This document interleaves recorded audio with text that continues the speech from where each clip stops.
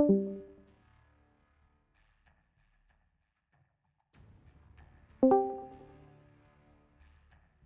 just happened?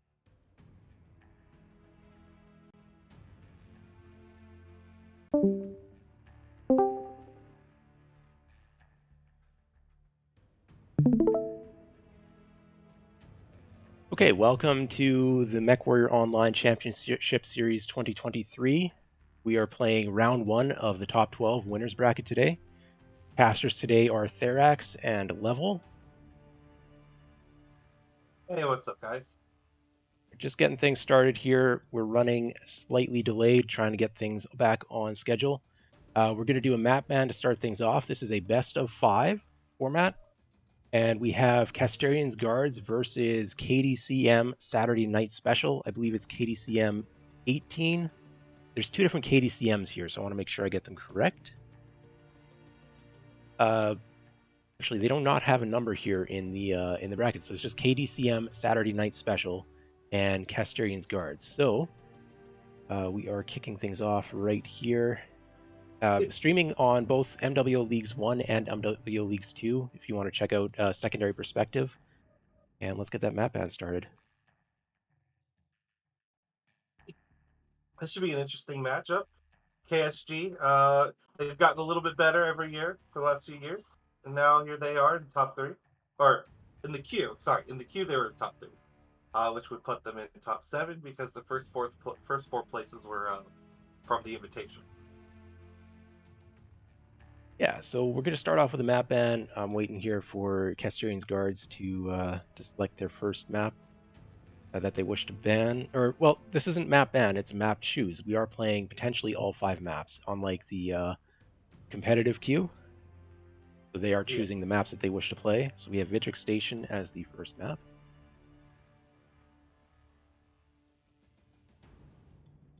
And now KDCM Saturday Night Special has chosen Hibernal Rift as map 2. Crimson Strait is going to be map 3. That is Casterian Guard's pick again. Going to Polar Highlands for drop 4 if necessary. And wrapping it up then with the Mining Collective as the potential 5th drop if needed. Now, which server are we going to be on here today?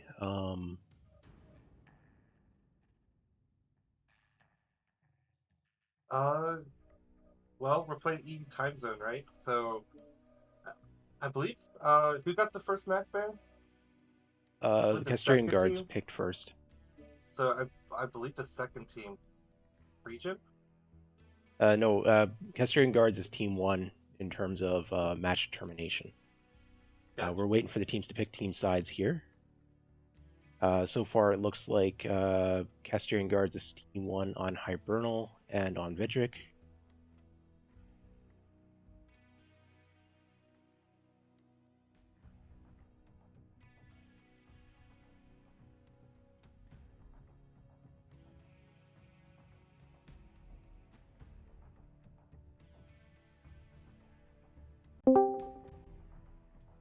Well, sorry, quick question. Level, do you have a delay set? We're streaming right now. Yeah, so Crimson Strait is going to be Team 1 for KDCM Saturday Night Special, and Polar Highlands is also going to be Team 1 for KDCM.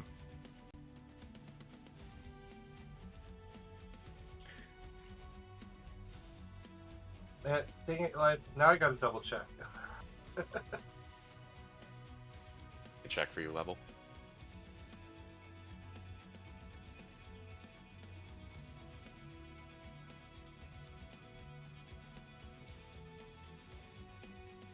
There's a delay, don't worry. Yeah, the delay's there. It's just further behind there. Okay, so KSG is now on the timer. They have 5 minutes to choose their mechs. We should talk about the format here for anyone who's unaware. This is an 8v8 5-cap conquest tournament. And there's a 480-ton drop limit. And there is a 3 chassis of a single weight class limit as well. So you can only have 3 lights or 3 mediums. You cannot have 4 lights or 4 mediums. And they're also restricted to a single variant of a chassis. So they can have one fire starter or one night gear. They cannot have a night gear A and a night gear prime. They're restricted to just the one of the chassis. Yes. No hero restriction. Legendaries are banned. Legendaries are Um, banned, Stone Rhino is banned, but heroes are allowed. Yes. New XE is banned as well, of course. Yeah, Yeah. the recent most recent championship series mechs are banned. If they do not have a C bill variant, the specials are banned. Everything's banned.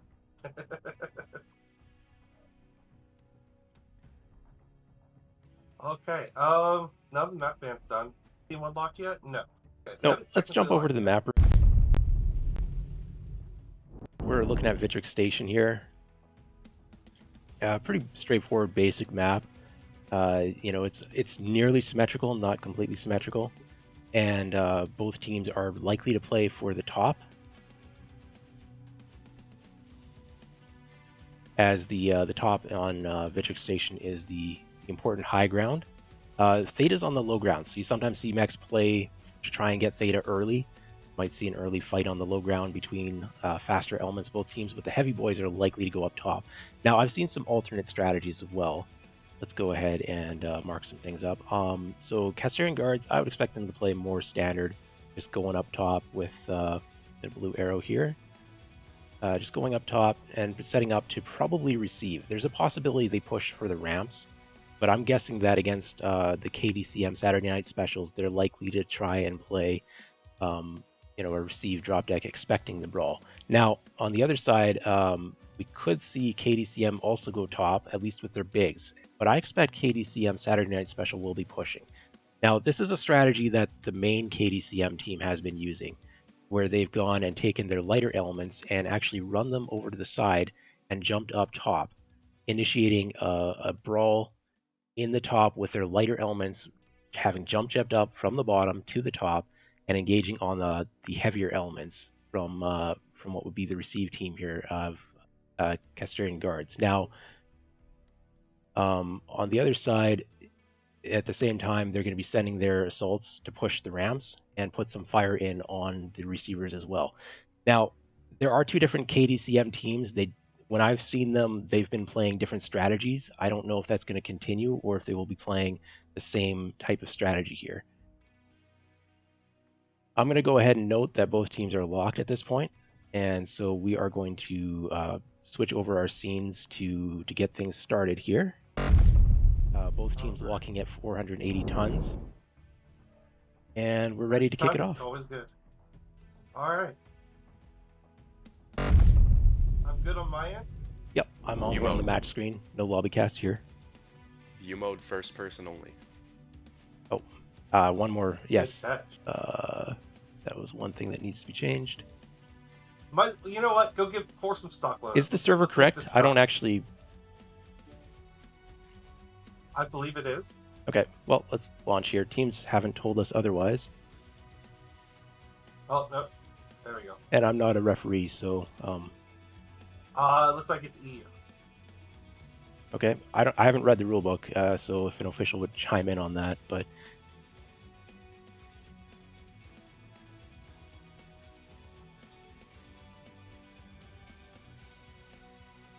okay, we're EU server, first person only. Yeah, as per the rules, it starts with EU because KSG is team 1, and then switches every drop. Okay, great. Thank you. We've got some Not meta an official, experts but I here looked up the rules. on the panel that may or may not be chiming in from time to time. So we've got currently Ghosty and Jay in the channel with myself and Level. Yes.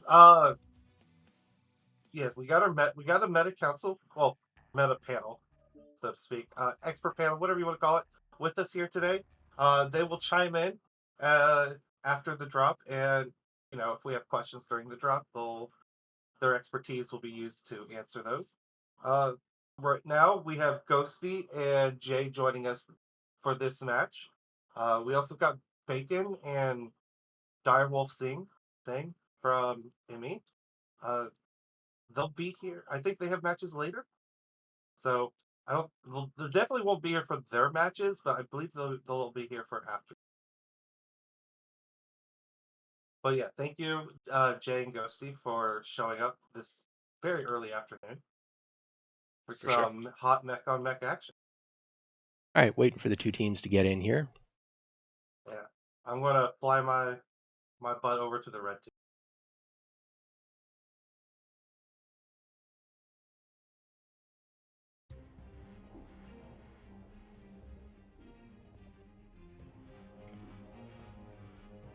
Okay, looking at KDCM Saturday Night Special here in the red. Gonna get some builds real quick. Got a Mislinks. I'm assuming that is the standard heavy machine gun build. Yes, it is. Assassin 21. That is that jump jet mech I was talking about. That indicates to me they are going to be jumping up. Night Gear is Ultra 5 and some red laser machine gun backup. Blood Asp is dual Hag 30 with red laser backup. Definitely a little bit of an exposure brawl type build coming out. Executioner, Large Pulse, Red Laser, also push mech, and Stalker 7D has 2 heavy PPC and 6 ER meat. They are taking a cap here with the Javelin, which is Small Pulse and X Pulse and Machine Gun, so definitely Brawl as well. But they are playing to the caps. Now they're taking the middle with their lights, so maybe they are not doing the jump up as the Assassins up top. Over on team team 1. Yeah, on team 1, Evan Jag's already starting to get some trades. They got a Hatamoto 27W. I believe that's the ISC build with Peeps and AC5s. They got a Stalker 4N. That is probably going to be quad binaries. Very, very strong mech right now. Shadowhawk is dancing around the bottom. That Mislinks took a lot of damage, 10%. He took 10%, but he's orange, so something's open. Might be a head Okay, his that's side open. torso. Oh, side torso is about open, yeah. That's All right. that right torso. That's where the lasers are located. This Wade Hunchback is Ferret about to get leading a jumped. push in. Yeah. Oh no, they're jumping up for the There's the Ebon Jag. jump. There's the jump. Ebon Jaguar is missing some weaponry as well, so it'll be interesting to see how things work out. Oh Almost no, legged Viper already. fell down. Ebon Jag fell down. Oh. Yeah, Casterian is legged and on the basement. There's not much on him, just the Viper. The next target up here is being forced off. That is that Marauder with the dual Hag 30. Casterian still has not gone down. The Viper is taking significant damage. It's a trade. Viper got caught out and died for it. Rest of KDCM has pushed up now, and Hamoto Chi goes down. Now the next target is going to be that Stalker. Stalker leg is open. The big body of the of Kale's Danger Close Mercenaries Saturday Night Special is now up. The Night Gear is leg though, and that Stalker took a while to go down. Mislinks is moving slow as well. Likely took some significant damage. Night Gear took a lot of damage from that Hunchback who got up the rear, but by and far for the most part, their bigs got across relatively low damage. Mislinks is not legged. Interface is showing incorrect clear to me. Way of the Ferret is down. Hyper aggressive. That's the third dive through of the enemy team he's done. Yeah. He's still alive. What a Chad. Yeah, Phoenix Hawk has been forced down. This is looking really good for KDCM Saturday Night Special. The Shadowcat, though, with its jump jets, is taking up a position on the side flank here and putting in some damage. Now, this is still debatable who's going to win this. Shadowcat is looking very healthy at the moment.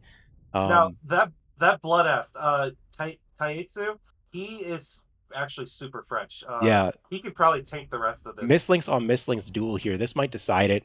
Looks like, the Javelin. Javelin is legged, and the Mislinks is legged as well. Might have been fall damage that took out JVV's leg there from Casterian Guards. He's now being ignored. The remainder of Kel's Danger Close Mercenaries is now chasing after the healthier elements of Casterian's Guards. Oh, Hunchback! Red goes the faster, trying to get an ambush flank on the Blood Ass, but who was that in the back? The executioner, Heavenward, spotted him and gave him a good shot and pushed him back. Ooh, Taitsu just ate a big alpha in the side. Yeah, that Blood Asp 67%, but nothing's open on it from the front at least. Javelin here at 55%, now going after the Red goes the faster is Hunchback 2 CA. There's a big strike coming in here. I don't think the Javelin saw it. Oh, but they get out.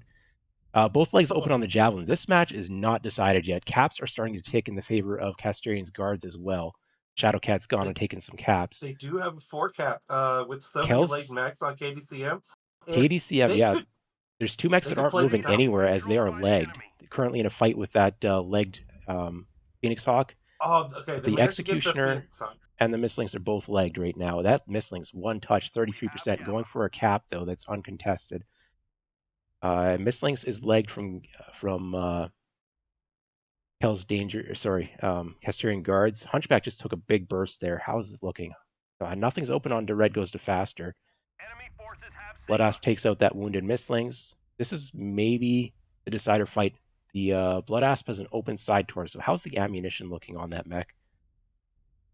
Oh, he's still doing pretty good in ammo. Yeah, there's a pincer movement coming in here. Executioner getting shots on. The Red goes to faster. He does not see that Executioner coming in. Focused on the Blood Asp. So this is a pincer. Ooh, he did have the Blood Asp. All right, the Shadowcat took out the Javelin. Yeah, that Javelin was severely damaged. Caps are still running here. Almost 500 caps for Casterian Guards. If this Hunchback makes it out of here alive, this could be the decider just on the caps. He doesn't even need to make it out alive. He just needs to hold these 2 mechs from going anywhere. Because the only thing left on KDCM side is that Mistlings, who's also legged. Yeah. And then they have an absolute. And then Their only unlegged KSG mech has a fresh Shadowcat that's just running and capping. Hunchback has been legged here from the Red goes to faster, but they've pulled into cover. I don't know if they want to actually peek here or not. Yeah, they're just continuing to retreat from cover. Now, is this Blood Asp legged or is it not? Blood Asp is halved, but it's not legged, so that's still 48 kph. His last leg is open. Yeah. If Red notices that, he could alpha that leg right off right now. It's 2 caps to 3 right now. Where's that Shadowcat? Shadowcat is completely fresh, taking the top, trying to get a pincer here. Might be able to pick up the kill on the Executioner, which has been spotted. This fight might be the smartest move instead of keeping capping. I mean, said, that Executioner, that leg, take the leg. Oh, here we go. He does take some pot shots. Executioner, he is. Oh, that leg is 1 touch. Can the Shadowcat finish? Yeah, the Shadowcat. No, he's going to run. No. He's 1 shot. Going for Theta, taking out the easy kill on the Mistlings and grabbing the cap is the safer play. It puts it to 3 cap to 2, and the caps are out almost 600 ticks right now. Even if this Hunchback goes down, I don't know if this legged Executioner and halved Blood Asp have enough speed to get to caps, particularly not when that Shadowcat's still running around. They absolutely don't. This Hunchback did a crazy good job at tying up the last of the KDCM's mechs. Yeah, KDCM just didn't have enough speed left. Too many of their lights and mediums got legged or killed during that initial brawl. Come on, Mokor. Are we going to watch you go in there and kill the 2 mechs? No, he's playing it safe. He's taking the win. Does pick up the kill. But this is definitely decidedly going the way of Casterian's Guards. Well done on the receive. It looked a little bit scary there for a bit, but the execution was a little bit better on the side of Casterian's Guards than... I saw that coming! Oh, he got a good shot of that. Yeah. They tried to play a ring around the rosy, but the Blood Asp was surprisingly faster. Shadowcat pulling off the clutch move here, grabbing the caps, using its speed to stay away from the brawl mechs. A lot of mobility in the Shadowcat with both speed and jump jets. My hat goes out to the people out there who main Shadowcats playing very well. Yeah. I am definitely not one of those people. No, I do not play the Shadowcat. Shadowcat pilot is super deadly. I'm very happy to have a Shadowcat on my competitive team, though. That's a mech that I feel is quite strong currently. I'd expect to see a fair bit of it here at Worlds. Oh, he messed up his jump. Oh no, Caps. Yeah, Caps. GG's Game's KSG. over. So, I still would have liked to see him go for the kill. That Blood Asp was like begging for an extra pickup on the kills. Casterian Guards picks up the first win here of GG's of this entire top 12. So, and more importantly for them, the match. Oh man, Red and that Hunchback murdered folks. 780 damage. But Mokor with 4 kills, absolute kill stealer. Way to go. Also the almost 2 minutes cap time. Yeah, the caps ended up being very important there. Well played from both teams.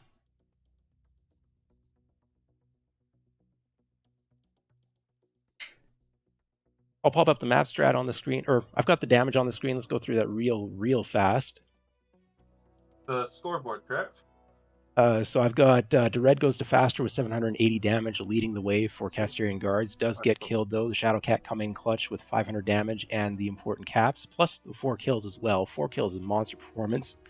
Over on KDCM Saturday Night Special, Bloodass puts up almost 600 damage, but the rest of the team has some low numbers. Stalker and Viper didn't really get in there in time. I did not see what happened to the Stalker. I'm assuming it got legged on the approach. And a number of the targets from Casterian's guards did end up jumping to the low ground where the Stalker would not have had shots. So well played there. I'm going to pop over to the map strat while I do the lobby. You guys can go ahead and discuss that. All right, yeah. We'll pop it over to the map room, and then Jay and Ghosty, you guys take it away with your expert feels. Oh yeah, all the expertise. So we saw a Mario jump. I saw it. Yeah, there was a jump. The classic. It was interesting. I think the Mistings bled a lot on Theta early, which I saw Dared like move on the low ground to Theta, which seemed really weird, but he must have gotten a laser vomit burn off of some really cheeky angle onto that Mistings. And it meant that the Mistings can't realistically charge in front of every push anymore. It has to cycle out for the first time that they push in. And it did that by going onto staying on the low ground, and then the Viper dropped it as well. So they kind of traded almost 2 mechs for just the Avengag in the initial push. Yeah, it's if I had to sit and pick a side, I would say that to send your 4 lights to the Avengag and the further back assault that they had, rather than to send them to the side with the 2 guys that were more tucked in towards this middle area here. I think that if they would have gone and jumped up D3, it would have played out differently, but also 1.5 mechs missing the initial jump. So the first mech up there gets absolutely reamed. Yeah, that's the other thing, is if 4 mechs jump at the same time, who do you shoot? Whereas if you come in a line of people, it's a lot easier to just call a focus target. And yeah, you kind of, out of the mechs that they had up there, you really want to hit that Stalker's legs. With how those binary stalkers are built, they almost always strip their legs, so it's relatively easy to kill. Yeah, and then there was the icing on the cake for KSG, which was the Hunchback 2C and the Shadow Cat that were able to get to the sides. And if you've ever received a push on this map, when you're receiving it from Bravo 3, and I guess that would be Charlie 3, just looking in, it's essentially free farm. And when you look at the damage that Mokor and the Red had, consider that at least half of that was to legs also, so it's not just that 400 damage from Mokor is really that's a perfect 400 damage essentially. Yeah, and on the other hand, they did this perfect move of, they realized they killed 1 light, and I think they legged the Mistings at that point, and they immediately sent their lights to just somewhere else, kill the assaults in the middle of the map, and made the call of legging all the lights, and then just play the cap game. Yeah, it was a great match. It wasn't it definitely wasn't a stomp, but there was a point in the game where, especially as a KDCM fan, you're just like, oh, KSG got it. You could see once that 4th cap occurred, 2 legged assault and a legged, I think, Mistlinks or Javelin, whatever it was. It's just legged lights and assaults left, and there's still a Shadow Cat and a Hunchy that isn't legged, I would say 90% of the time those 2 mechs win. The most impressive play is Mokor's self-control, not to just join the fight. Yes, that's... Yeah, you're absolutely correct. He played the safe way. It guaranteed the win. Yeah. I still think he had. I still think he could have took out the Executioner that needed the Bloodass. Absolutely, but he did take out the Executioner. He gave me what my hopes and dreams were. In a competitive match, I would always play for the win. If the winner's running away to cap, run away and cap. Now, in quick play, go ahead and play for the kills. Really, the outcome of a quick play match does not matter. But in competitive, it's all about stacking the wins. It's a best of 5. If you mess up, get your Shadow Cat legged and you lose by 1 cap point or something, that is potentially huge. You always take the safe play. Well, it's safe play when it's available. It's DPS also a fought tournament. KDCM. We were KDCM ended up rolling us over our mechs, but we secured a good enough cap lead. At the very end, even though all of our mechs were dead and they were scrambling to get the last of the caps, we ended up winning with a sliver of our teeth. It was great. Team unlocked And it? now we're I going see into they're all Polar, dead. where the same thing is true, where your lights get picked. You know, it's time to boogie, time to cap. You know, Actually, so it's really it's Hyper real mech. interesting how the It's- biggest and smallest maps have the same effect if you lose your lights at an early enough point in the game. yeah, Hibernal Rift is It's- actually map 2 here. I mean, Polar's a if little we're lucky later. enough, thought it we'll was get to Polar see and Polar. Fried. But the other thing I saw is snow. this tournament, kills don't matter at all. There's some tournaments where kills give you points, but this is Worlds where the Yeah. winner on the end game screen is the winner, and that's all Absolutely. that really matters. So we could run through the map strats here for Polar Highlands while we're waiting for Team 2 to ready up.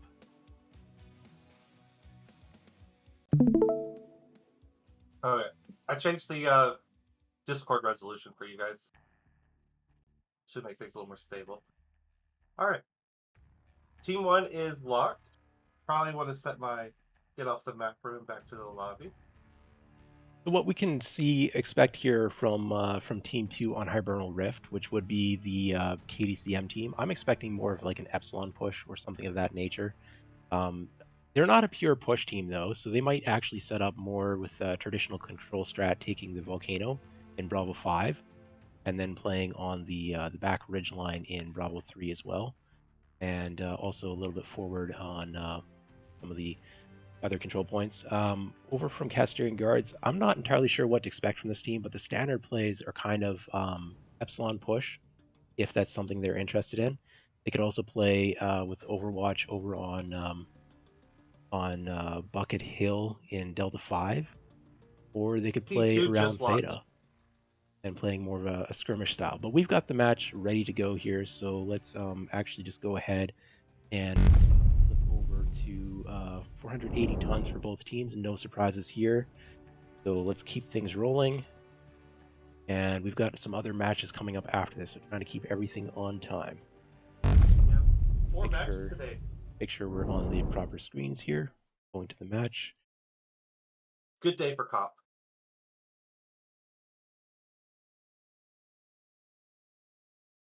It's Spooktober.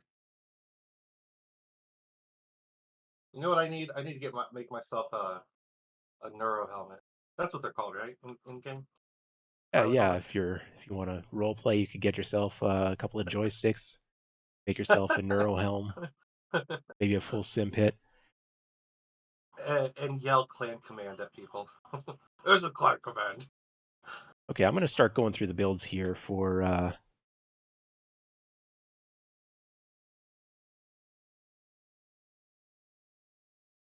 I'm already looking here. I've got a little bit of an issue. Something's not coming up on my screen.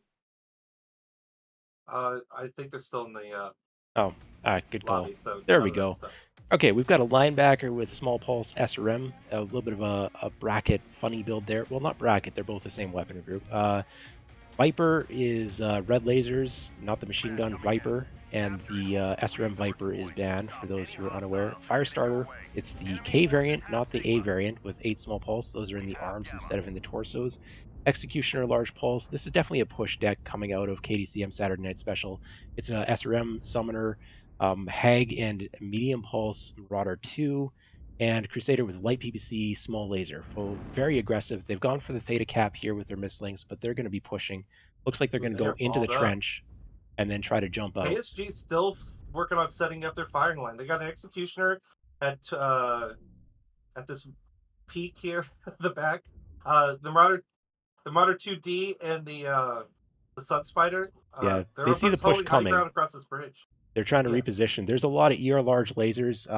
The Phoenix Hawk is notable as a large laser binary laser combo, but this push is happening. It'll be interesting to see if the legs can stay on this time. Looks like KDCM is just going to push right up the center. First mech is legged. Crusader is legged. Mislinks is jumping in to try and dissuade. Crusader is down. Linebackers just taking some light damage. Executioners taking some major damage. Mislinks and the Viper have the Sun Spider pinned in the low ground. Yeah, That Sun Sunspider's Spider leg isn't going to goes live. down. Executioner's leg, though, from KDCM, they have one mech down, one mech legged out of the fight. Have another mech going down PSG here. doing a good Fire job starter. dragging this out. They just got to drag it out a little further. Executioner goes down. Linebacker goes down. There's nowhere to run, though, for these light mechs from Casterian's guards. They are in a pit. This Dervish over here looks like they're maybe trying to get out, but their leg is open and the Viper's on it. That should be off shortly. A lot of Kel's Danger Close Saturday Night Special have gone down, though. Now, yeah, the Marauder and Phoenix Hawk got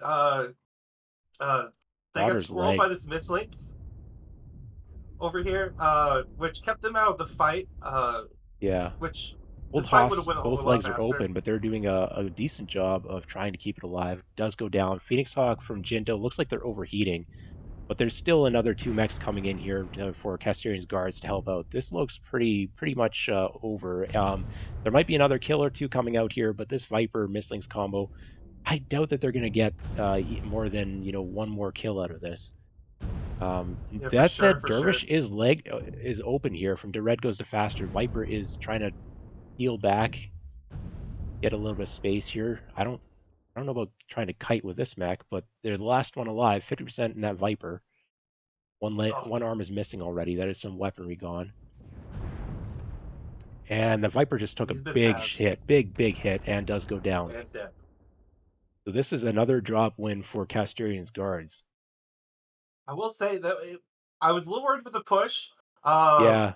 Pushing the center of a concave firing line is never the smart play. Well, that goes in to show just Casterian guards how prepared they were, having their mechs already set up preset for a receive, and correctly predicted what their opponents were going to be bringing. But now I will say the pullback that they did all the way back to their spawn. I mean, just Yeah. looking at the dead bodies strewn about, yeah, they dragged that push out very long, and it paid dividends. Now, the Sun Spider fell off of his perch. Casterian himself, rest in peace. Got picked by the couple megs, but that Marauder too that was on top. He got a few shots into the fight as the fight went underneath of him and got dragged back to spawn. And then that's when I believe it was the Mislinks and the Viper started bullying him, and then he got pushed off the top too. Or was I think it was a Phoenix Hawk and Mislinks. Take a look at the damage numbers here though. KDCM's Mislinks 493 damage, very nice. That Dervish put in some work too. Yeah, and that Marauder 576, 505 respectively.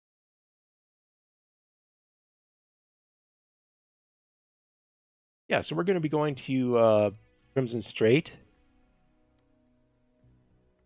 Teams are switching sides, so I need to do that in the lobby. You guys can go ahead and discuss map strat while I'm doing that. Alright. Expert panel. Let's just erase most of the things on the strat. Yeah, that's fine. The map is for you guys to So doodle with, not diddle with. ADCM basically did this push. And it felt like KSG were planning on having mechs, yeah, on Radio Tower, on Bucket Hill, down Spine, but they ended up seeing the push really early in Charlie 4 already, and just setting up all the way in the back to get ready to receive. And to be fair, considering they were set up, it was really close, but yeah, I think that was the main issue with the push. Painful spectator point of view is if KDCM had taken the dotted line instead. I It would have agree. been very different. Yeah, Because then staying in the Executioner was the Instead of left. going into the cone. Yeah. This, right where your arrow is, that's exactly where the Executioner was, which was basically the left side of their firing line. Because the only thing any further left was that Viper ready to jump in. So yeah, if they pushed this way and then rolled, I think that would have went a lot different because these guys would have probably backed off and then they would just rolled this You also way. wouldn't have had the Sun Spider and Marauder involved. Yeah, I think you just hug this wall and then you jump up here and you get out at 300 meters instead of 600. But also on the other hand, there's two other like basic approaches. You can either go all the way around here, which leaves you kind of unscouted, or you can do this push. And both of those give like scouting information to the team receiving a lot later, which means they can't set up like that in time. Yeah. But yeah, KSG, of course, just basically played the game of get on the high ground, get the longest sightlines possible, and then all shoot legs so that their most important mechs can't even get into the brawl. Like Yeah, the and Crusader three getting mechs. focused out. Yeah. 3 mechs I- died before getting in. Period. I Yeah, think there that was even Crusader. 0. Wow, did that Crusader die fast? Yeah, Crusader, Executioner, neither of those really made it to the fight, and Executioner, this Executioner peeled off to the side this way, so he stopped forward momentum and started going sideways, and I think that made his legs easier to pick. that could be, yes. He needed to get underneath of that Marauder and Sun Spider.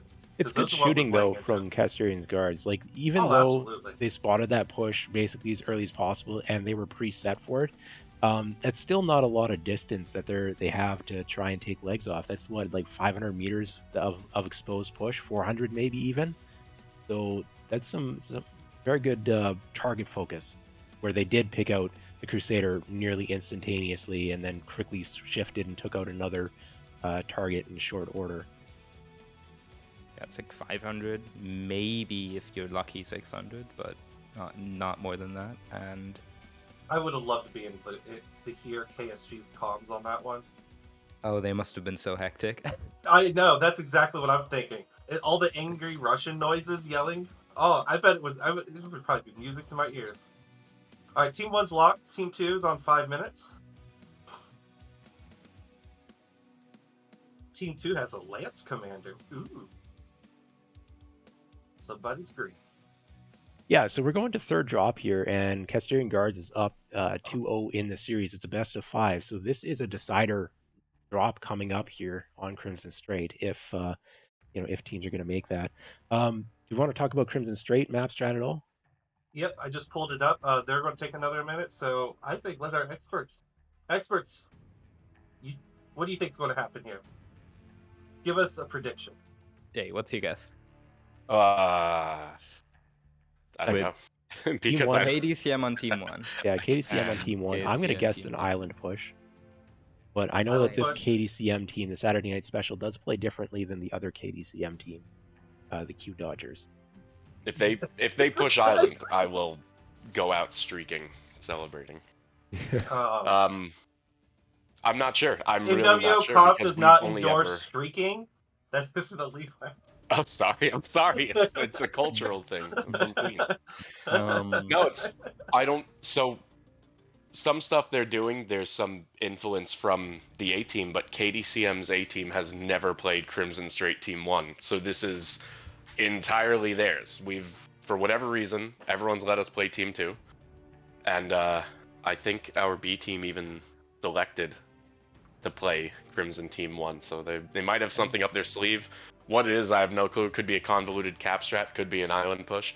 I'm not sure. I'm excited. I do know that KSG, they're probably going to run a lot of meta staples. They're going to have Vipers, Mistling, Stalker, stuff like that. Shadowcat. KSG has been Shadowcat. Yeah, they've been running the meta and a Hunchback 2C.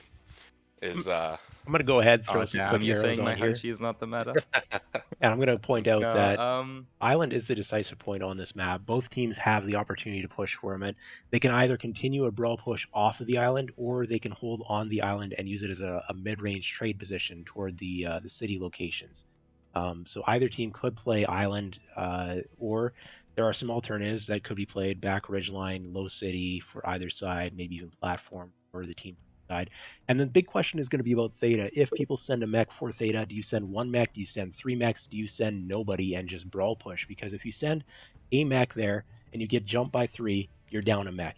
If you send 3 mechs there and the other team doesn't send any mechs and just brawl pushes you, you're down 3 mechs in the fight. It's like a 2-minute walk, maybe even longer, to try and get from the island to Theta or from Theta to the island. So you have to kind of pre-decide how you're going to play Theta, or get your scouting intel with one mech looking and trying to suss out what the opponent is doing before you make that commitment.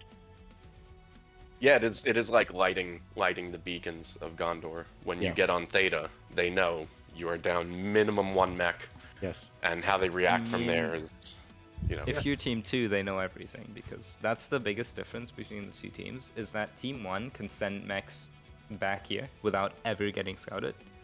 And Team 1, realistically, there's nothing you can do getting out of this without getting scouted. So Team 2 or Team 1 always knows what Team 2 is doing. Yeah.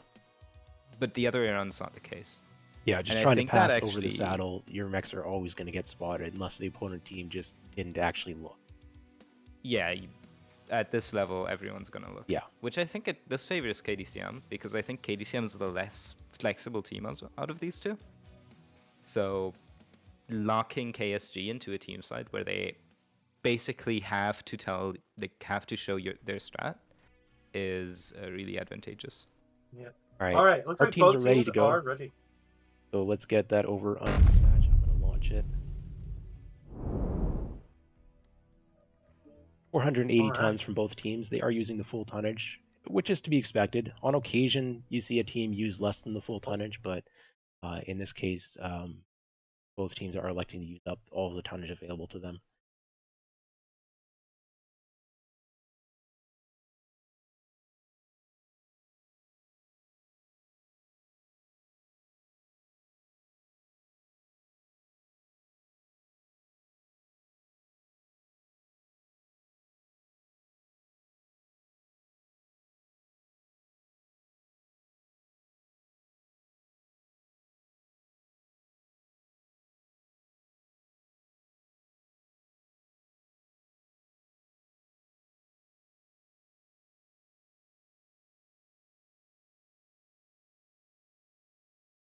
I'm just waiting for the teams to arrive in their dropships. I'm looking over on the blue team side. Blue team, of course, being Kel's Danger Close Mercenaries Saturday Night Special.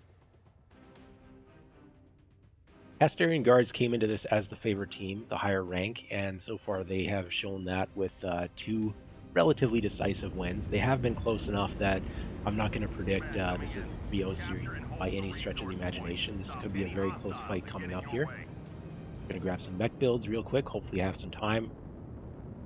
We've got an Osiris on the field. I cannot seem to click on it. Incubus with heavy machine gun, medium laser, so that is a mid-range build. Likely going to try and make a play for the cap in that. Viper is red laser.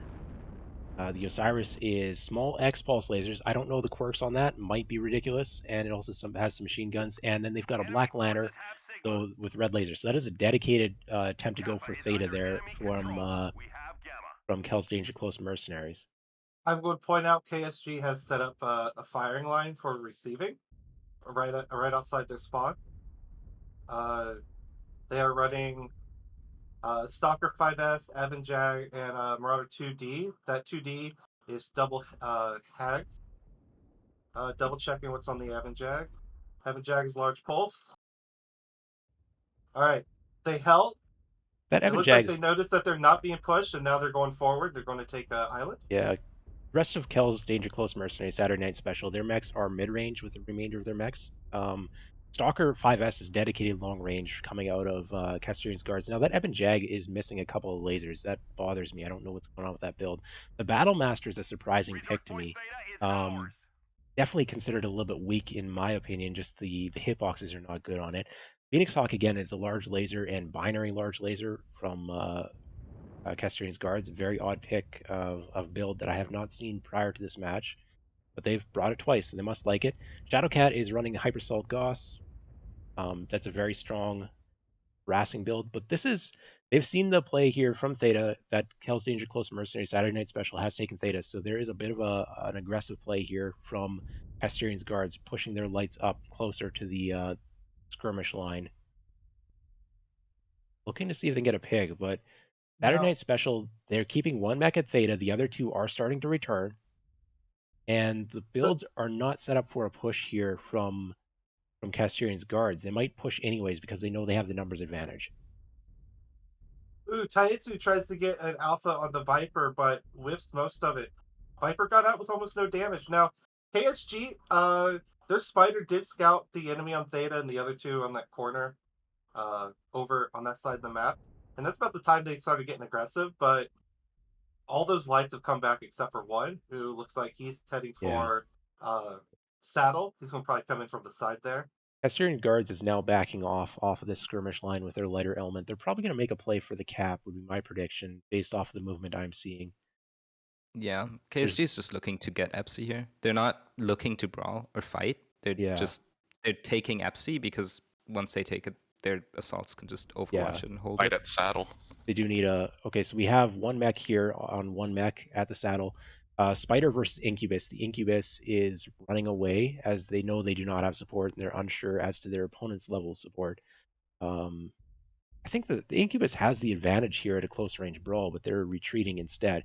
Now, does the Spider go for Theta or not? I do believe It they're looks going to like make he the play is. for Theta. They do need that second cap. KSG's firing line has shifted left towards more of an Overwatch over Gamma.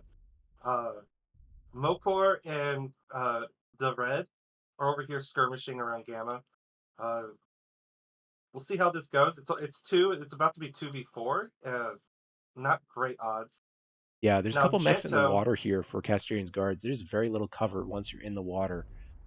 The legs are, partially obscured depending whether or not things are going on. But they're going to be aggressive here. There are two mechs from Kel's Danger Close Mercenaries Saturday Night Special moving toward Theta right now. That might have been scouted by the Spider. That might be why they're pushing here, as they know they have the numbers advantage. Keep in mind, caps are ticking, so there is a onus on Casterian guards to make a play here, and they are pushing for that cap. They are pushing Saturday Night Special off of the cap here, Epsilon cap. Now, can they flip it?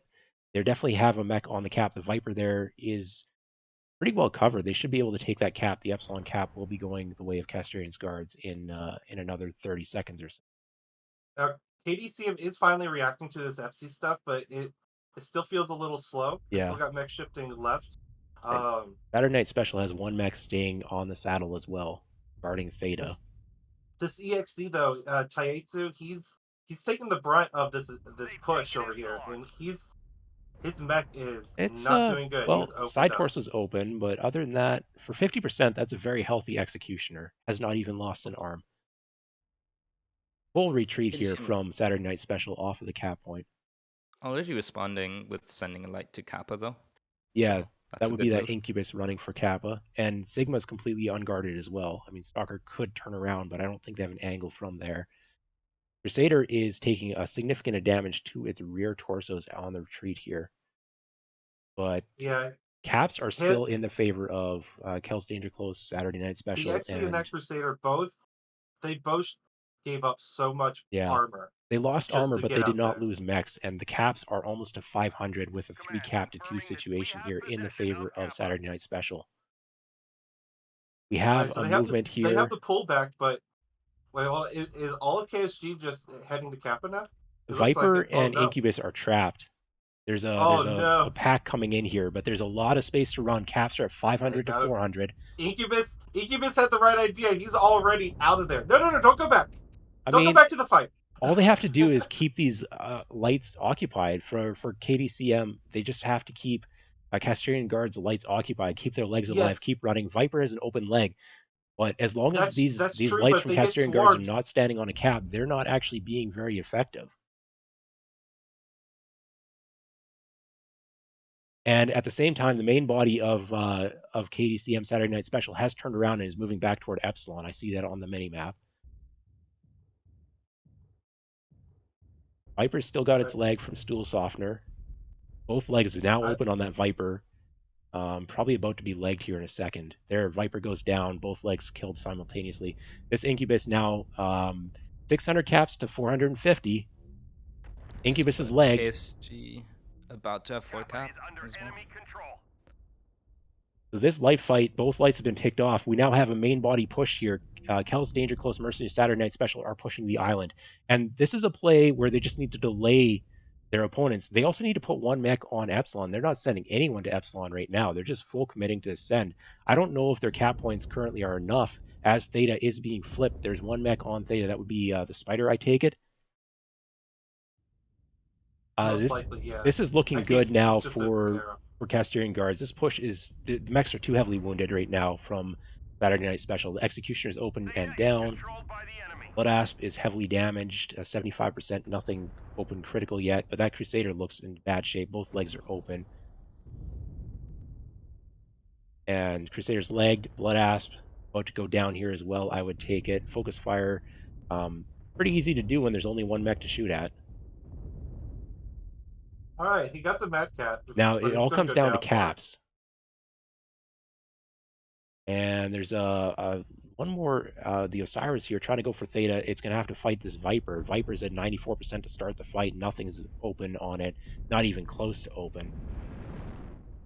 Caps are Alright. at, well, Gamma's being flipped, so caps are at 680, but I mean, this at might this point, be, it's over. The Osiris this might needs be to a have two controversial caps flipped opinion. right now, but The cannot two do mechs so. that died over between Sigma and Kappa, they needed to stay alive. If they had this stayed stopped them alive to for fight it. longer and even just kept moving and kept pulling the lights away, made sure nobody could go for Theta, it might have been enough.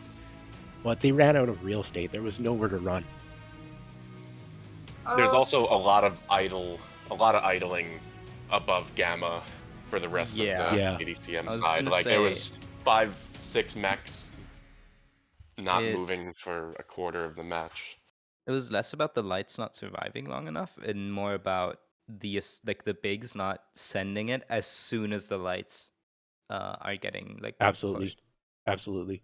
I didn't have a camera over there, so I don't know exactly what was happening with the main body, whether they had the intel that they're, as to where the push was occurring. But they needed to make that play for Epsilon instantaneously, and there was a little bit of delay on that.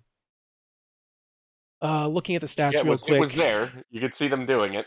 Yeah, But- these damage numbers are absolutely scary. Nobody on Saturday Night Special cracked 200 or 300 damage. A couple of double Ds as well. And over on Casterian Guards, Gwentler in that Marauder 2C has 800 damage dealt from that island position. I questioned the Battlemaster pick, so they went ahead and put out nearly 600 damage there from Old Hoss. And just the stark difference in terms of damage numbers here. But in the end, it even just went down to caps. Yeah. He heard you talking shit about the Battlemaster. I suspect that might be the case. I'll pull up the lobby stat here if you guys want to do some etch a sketch. Yeah, I'm pulling up the map room real quick. All right, expert panel.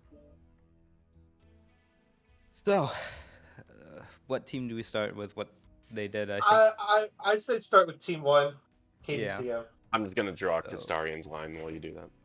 Yeah, so Oop.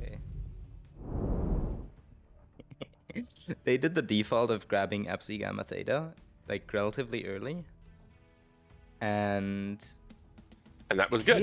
KSG saw mechs heading Theta, and since Team 1, of course, they can move their mechs there without getting scouted, before here. They have to assume that there might be more coming. So they said, okay, let's not take Theta, and they did the correct move, the correct response, which is to take Island with their bigs and send their lights in this area and try to prod at Epsi. And I think that's really where KDCM almost fell apart, because really you want to stop them from wrapping this corner. Once they wrap the Epsi corner, you lose Epsi, and all you can do is rely on getting their back caps. Optimally, you'd want to have an assault mech down here in the water, where the tiny arrows are, and that stops them from going around that corner and just skirmishing you to death with their lights. And it lets you hold Epsi for almost indefinitely. And then on top of that, you can just send your Incubus, grab the back cap, And as soon as anything splits off to go that way, just run back over saddle. If their lights chase an incubus, they're just gonna waste a minute, and you win on caps. And one thing to be noted is KSG the entire game kept putting UAVs up at saddle, even after they left saddle. Literally like 2-3 minutes, they're gone from saddle. They kept sending someone back. All right, keep putting up UAV there, and sure enough, they were able to spot the mech going to Kappa and Sigma. They only end Yeah. up getting Kappa instead of Kappa and Sigma. Yeah, And that would so be there the was a lot of spider. I don't know who was playing the spider, but I got a good view at one point. When KDCM had 2 mechs here, and then the third one heading to Theta.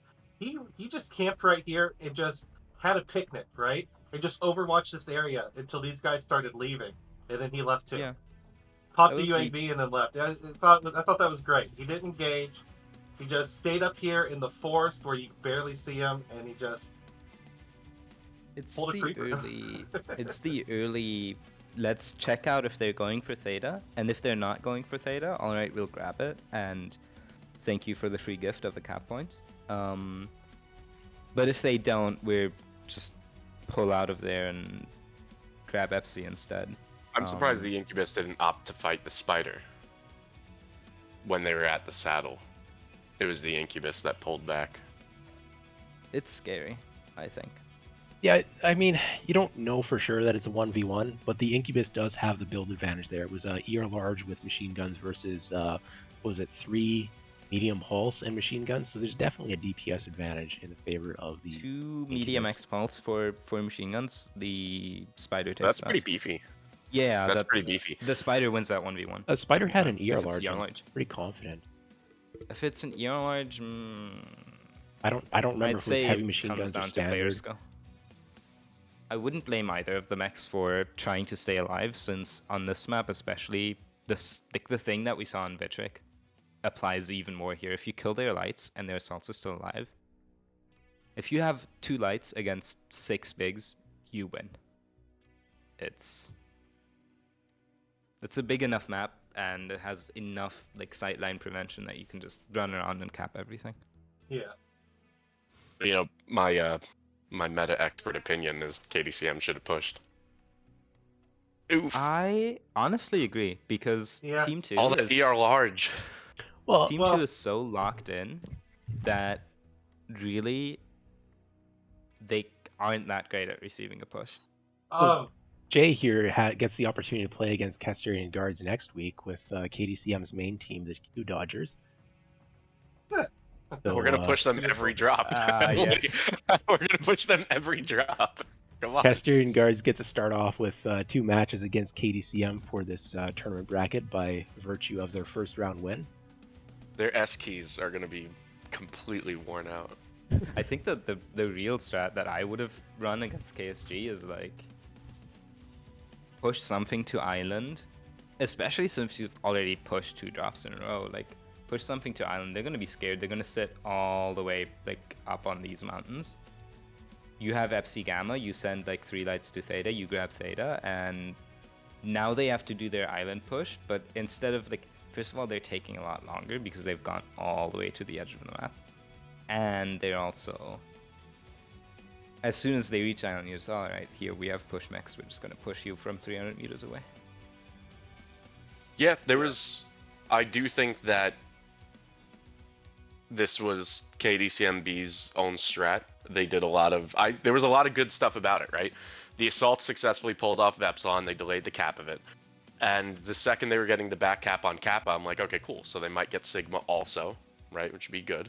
Or maybe one light should have went straight to Sigma. I'm not really sure, but it was looking decent. But I think at the end, even though their light was late to Epsilon, I don't think that's what got them. I think somebody from KSG was shooting them on the cap point, because otherwise there'd be no reason to leave it. And that was it. That was basically, they were able to full cap Epsi. If they just sliver capped Epsi, KSG, right? KDCM would have been able to recover the cap and then make some moves from there, right? But the fact that KSG was able to full cap Epsilon is really what kind of put the nail in the coffin. Like, it was, you're not getting that thing back easily. As soon as KDCM had to like fall back to Charlie 4 with their big with all their mechs, and just completely leave FC, that's kind of decides the game. If you have to fight over FC, you only get a sliver, and you have to trade a lot of armor for it, then it's totally reasonable that someone can get it back. But a full Yeah, cap and FC Audeus with is like saying a stalker saying of similar watching stuff to it. we are. So I'm Yeah. sorry, Ghost. I just have to cut you. It's my boy. I love Audeus. Yeah, full capped FC, not a chance. Yeah, it was, and Audeus was saying that KDCM should have pushed, like you said earlier. The second that their light called, okay, I'm going over saddle, every KDCM mech should have been foot on the gas. You know. Yeah. And it's a close. It's still a close match. It But was a really it good was strat, in yeah. control. Like it It's was in just- control of KSG, even though the match was close. They kind of that experience kicked in. You know. Yeah, I will both say teams the played whole versatile yes. strats.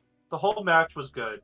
None of the drops felt like, well, they were all brutal, right? Fought down to the Yeah. last couple mechs on both sides. I mean, we had one with 2 wounded mechs at the end, though, live, everybody else dead. Like, that is as close as it gets. Awesome. And the other was 2-1, and then this is less than 100-point differential on caps. Yep.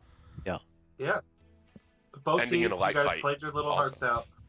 But we are going to have to wrap this up here in a moment.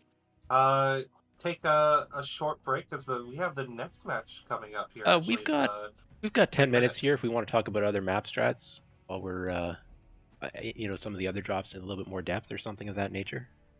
Yeah. So Ghost, you and I are we're playing on Polar. What are we doing? What are we doing? Polar. All right. What Oh, we you doing? guys What are about Polar? playing I want to see alright. some Polar. Come on. All right. We wanted to see Polar. All right. What are we doing? Which team do you want? Oh, well, I'm team 2. Your Obviously. team 2. All right. Never So pick anything with team 2. I'm gonna play it. I'm gonna pull out an old classic. All right. This is a team 2 strat, but I'm gonna just adapt it. You're So gonna pull out what you used to lose to us in 2021, or got- No, I'm gonna you use got something new? the 2021 final strat. We're gonna do this kind of control. So we're gonna bring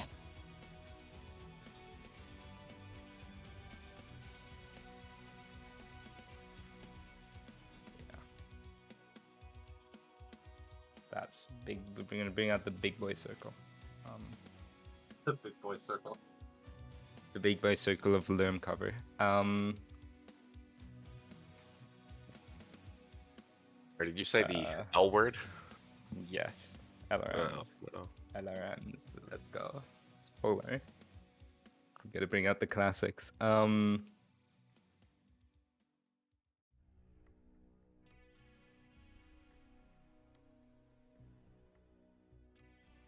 guess that would be an Incubus.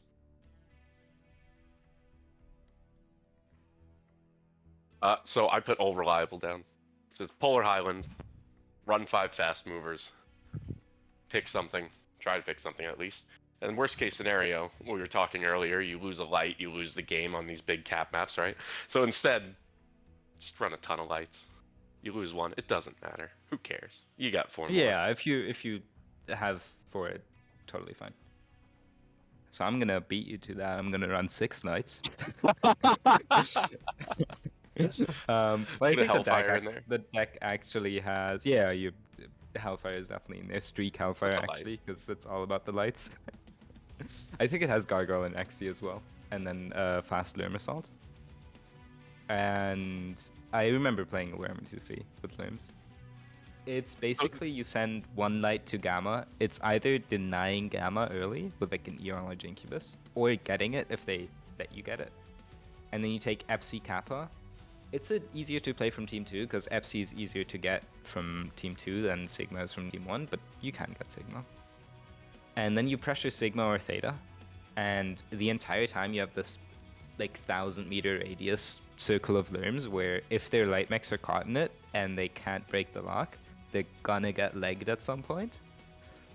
Well, and then the thing with the Lerm strat is you have... It's like I was saying, when you have 5 lights and they're all going to go cap, they're all going to pick other lights, stuff like that, right? The second that the enemy team brings a Lerm boat into play, well, now one of those lights got to go kill that Lerm boat.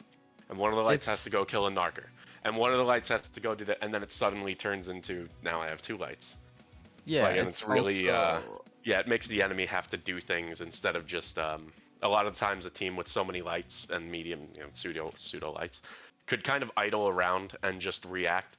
But once you get Lerms into the mix, when your executioner pilot is crying help, I'm dying, you got to start moving, so it is really interesting to bring Lerms on this map. But it's I don't also know. I don't know the if we'll see idea it this of year. let's just ignore their big mechs, and just play the Lerms, and then we have 6 light mechs. You have 5. All right. So if we fight that, that's not actually a 6v5. That's a 7v5 because the Lerms are flying.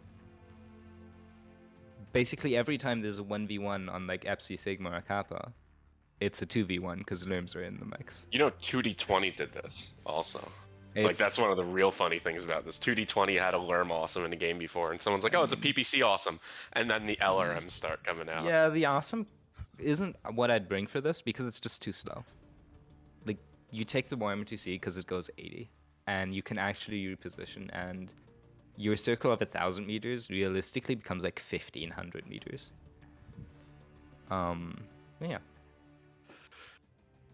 I want to It's see if you really drew that strong circle the right against size. a team that doesn't know how to adapt to it. If a team does know how to adapt to it and has fast enough assaults that they just can basically come over and fight you, or you run into like a push strat or anything like that, it gets a lot tougher. But if someone plays static, you large assaults.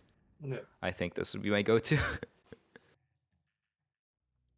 So yeah, it was with the games earlier. It was another case where you live. What is it? You live by the brawl, you die by the brawl, right? Every game decided by what your last 2 mechs alive are and how much damage they took.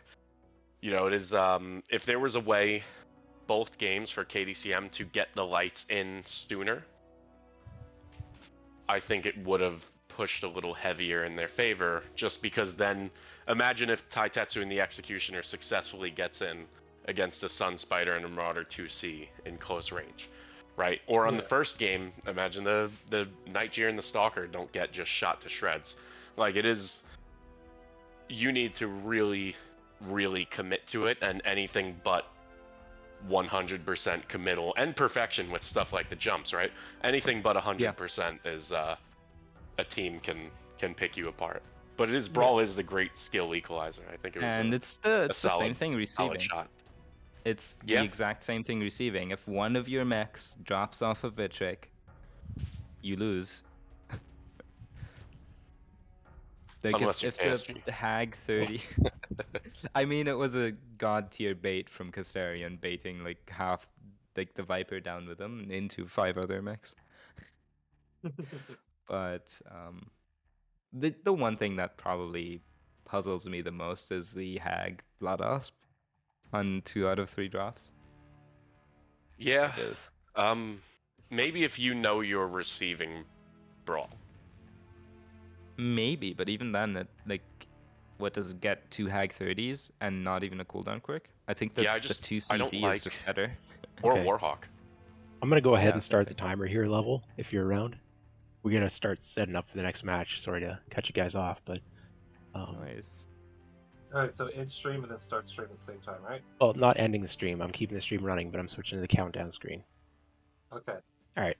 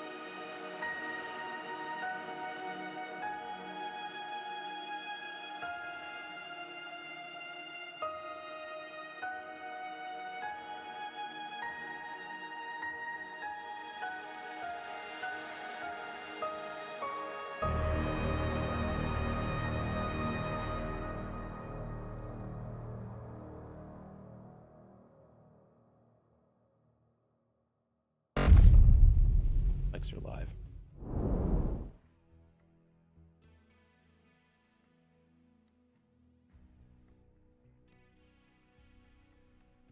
Okay, welcome to the second match of the day. We have 5th Jaguar Dragoons versus GNX. GNX having qualified on Thursday evening as the last chance qualifier, let's say. There was 2 teams that were banned with ELO in the end of the comp queue. So we had a play-in best of 1 match, and GNX ended up winning it and claiming the bottom seed for the top 12 here of Championship Series 2023. As a reward, they get to go against the 5th Jaguar Dragoons in the first round. 5th Jaguar Dragoons failed to win their invitational match, and so they had to qualify through the comp queue, which they did pretty decisively, claiming first place. So we'll see how this goes here. Both of these teams rather solid. Well, they didn't just get they got beat by KDCM and knocked out into Yes, the they comp did. queue. Yes, in the invitational, Gotta rub that in. they got kicked out there. Yeah. It was considered that an was upset. an upset, wasn't it? Yes, Yeah. that was a big upset. It was so nice to see. You don't usually see the guys wearing the crown get their legs kicked out from underneath of them. Yeah, so we got the map ban or map select coming up here, as this is best of 5, so all 5 maps could see play. Yes. Also, we are here with our expert expert panel, who will chime in and give their expert opinions between drops. So hopefully, everyone enjoys that format. We got Ghosty here from EQ. We got Aldous from Gussie, representing the Euros, East Euros. And then we got Jay, who's Jay. That's all I have to say about that. Yeah, we've got the map select started here. Oh, all right. So, the first was Vitric.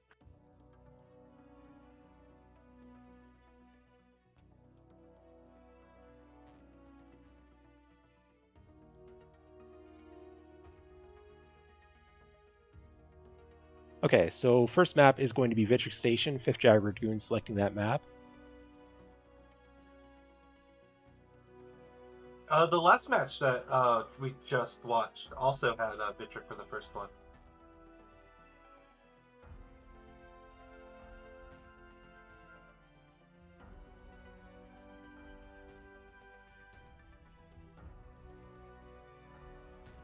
Just waiting here for Ghost of Nox. Ghost of Nox has selected Mining Collective as the second map.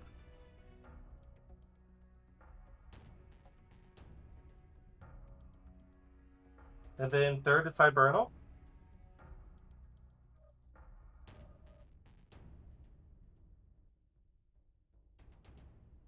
What are we getting for 4?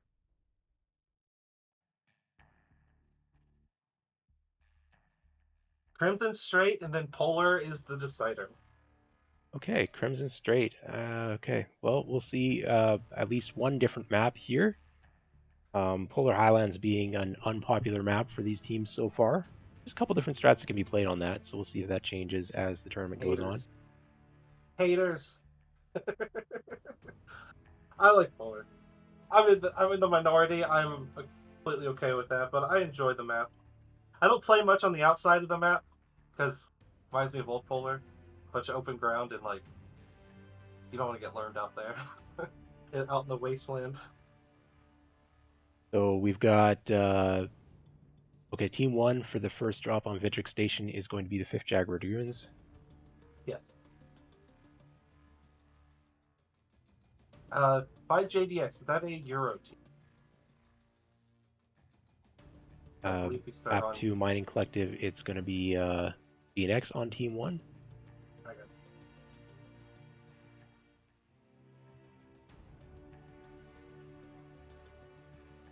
Well, according to the thing, they're both considered NA teams. So yeah, I guess we just play on NA the whole time. DNX is Team 2 for Hibernal. Sorry, GNX Team 1. Team 1 for Hibernal. Straight. Crimson Straight, 5th Jaguar Dragoons back to T1. And then if we get to Polar Highlands, it will be GNX playing on team. There's going to be a lot of team switching here. I'll need to remember to switch the overlay every time as well.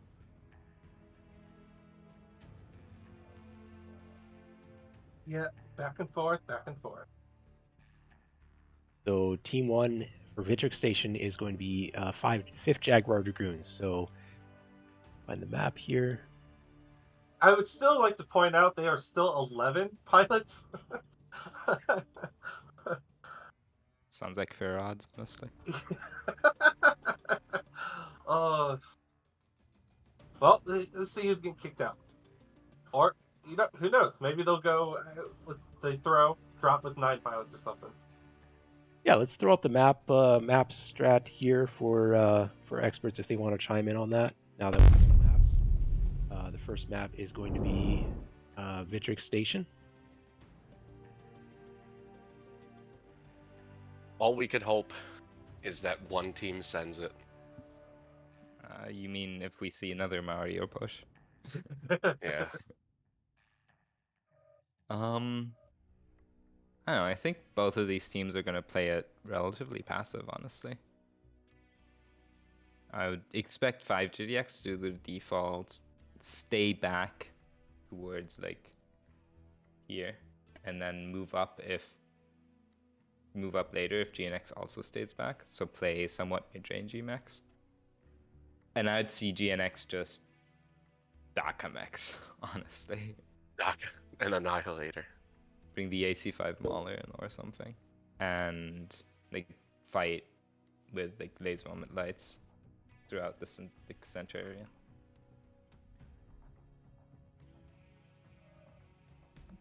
But, Yeah, it's really interesting to see how the meta of the map evolved, because I remember earlier in the year, what you did is just the 3-line hold, or you just stack everyone in a horizontal line, make sure your Crusaders can see down the data. But I think this is exactly what you're saying. It's just going to be a shootout. And I also think GNX are going to take the higher DPS, lower precision mechs, and so we'll see if they correctly figure out when to advance. Get aggressive and push, yeah. Yeah. Or maybe Balls one in of their these court. teams just fully surprises us and I would love runs a full push. 5JDX There's Lurk nothing strat better. win. There's nothing better than seeing 5JDX push, because it's like, oh my god. It just doesn't. It happens so infrequently. It's such a little treat.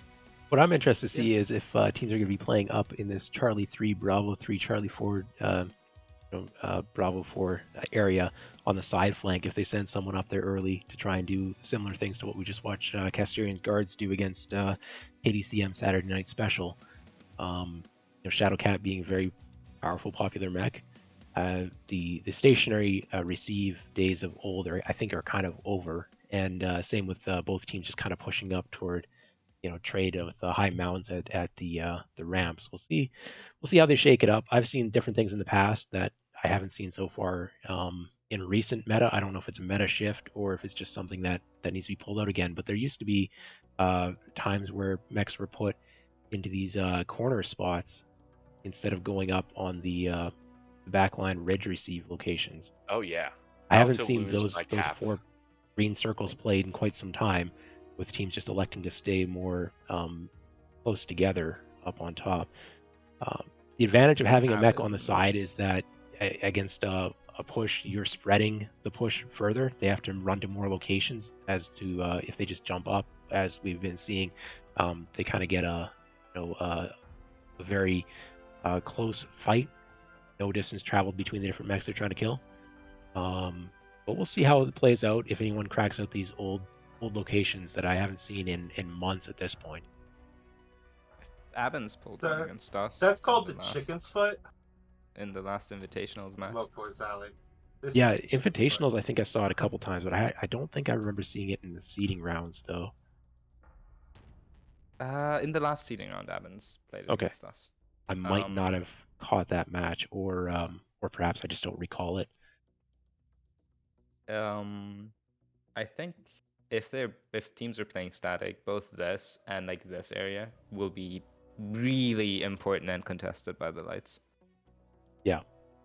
Because if you manage to take control of one of those, you manage to move up, you can get really annoying skirmishes into the big mechs of the other team. With something like a laser on the Shadowcat, for example, to bring the conversation back to Mocker Alley. Yeah, Shadowcat's so powerful here. I'd expect both teams to bring it. This is a very good map for the Shadowcat. That's the name for it now, just to be clear. Mocker Alley? Yeah, we'll have to try to remember that going forward. I'm just waiting for the second team to ready up here. Again, for anyone joining us, it's 5th Jaguar Dragoons versus Ghosts of Nox. This is a 1st seed versus 12th seed match. It's a 5v5 conquest, best of 5 being played today, and the format is 480 tons maximum for the drop deck for both teams, and they are limited to 3 mechs of a weight class, so you can have 3 lights but not 4 lights, and you're also limited to 1 per chassis, so you can have 1 Shadowcat. You can't bring 2 Shadowcats, even if they're different variants. You can't bring a Shadowcat Prime and a Shadowcat A. You can only have the 1 Shadowcat. Both teams are now locked in. I'm going to be switching over to the match screen, and we'll get this going. All right, sounds good. Now, I don't know if it got pointed out yet. GNX is 12th seed because they had a tiebreaker, sudden death match against Esrot a couple days ago. Yeah, on Thursday evening. Yeah, and they managed to take out Esrot, hold a firing line, and receive the Esrot's push. So, we already discussed it. The odds of a 5 JDX push are low, but we have seen GNX be able to receive a push very well. So, just if there's going to be a map, it'd be this one. Yeah, waiting for the teams to show up. Here we go. Now I'm going to be looking at the 5th Jaguar Dragoons side here in the blue, as they are Team 1. So I'm going to try to get these builds real quick. If the fight gets underway fast, we might miss some. Marauder 2C, Laser Vomit, 2 large poles, 5 ERME. Crusader, what is the build on the Crusader? Heavy PPC, small laser. So mid-range trade there. Gargoyle is Brawl, though. Full red lasers on the Gargoyle. Nightstar with 4 AC5, 1 ERPPC. Heavily quirked on those autocannons. We have a red laser, Black Lantern. A Kit Fox with SRM 6s, 4 of those, and 2 SRM 2s. So a Viper substitute, perhaps. Phoenix Hawk with 7 small pulse, and a Mistlynx with machine gun small pulse. So that looks mostly Brawl to me with some mid-range. Maybe they'll try to receive with that. The Heavy PPC Crusader is interesting pick. Sorry, I was looking at Ghost of Nox there. Yeah, I was waiting for. I was going to let you finish and then chime in that you had the teams backwards. Yeah, that's Ghost of Nox. Very kind of pushy. 5 JDX. We got Jiffy and a Mad Cat. Looks like a dock of some kind. AC5's ER Peeps. Marauder 2C is large pulse and heavy large. Crusader already doing some trading with binaries. Dario and the Mistlynx is down low on the left. Cougar and the Viper is down low on the right. Now he just took a pot shot by Metal Fortress in his lantern, but that was a beautiful jump jet. Got up there perfectly. Well done. Yeah, so the Annihilator here, that's dedicated receive, does not have the speed to push. Light Goss, ear large. Oh, here it goes. Gargoyle just immediately dies. All right, Phoenix Hawk is getting in there. Mistlynx is the jump up's not work. Coordinated. Mistlynx is in there early before the Kit Fox. Mistlynx is taking a fair bit of damage. Nothing open yet. Phoenix Hawk has gotten behind the Annihilator. Annihilator's having to turn here, being heavily harassed. Viper's coming over to try and bail them out. First, mech's down on both sides. Damage percentage is looking better for 5th Jaguar Dragoons. Annihilator's down. Now, how are the legs looking? That is the question here. That Crusader's still moving around from Mangoba on Ghost of Nox. Secondary push coming in now. Phoenix Hawk leading the charge and taking heavy damage. Both legs are open on that Phoenix Hawk. Kit Fox can't get up. They needed to wait for this lantern in the Crusader before they did this jump. what could have been a 4v4 was a 2v4 Yeah. and then another 2v4. The jump just, it was not smooth. They perhaps need to put a little bit more work practicing that jump up. Make sure all of their mechs can easily make it. All of their pilots are familiar with it. Looks easy to do, but it's not. So this has definitely gone the way of the Fishjagger Dragoons. They have some heavily wounded mechs here, just going to get those caps though.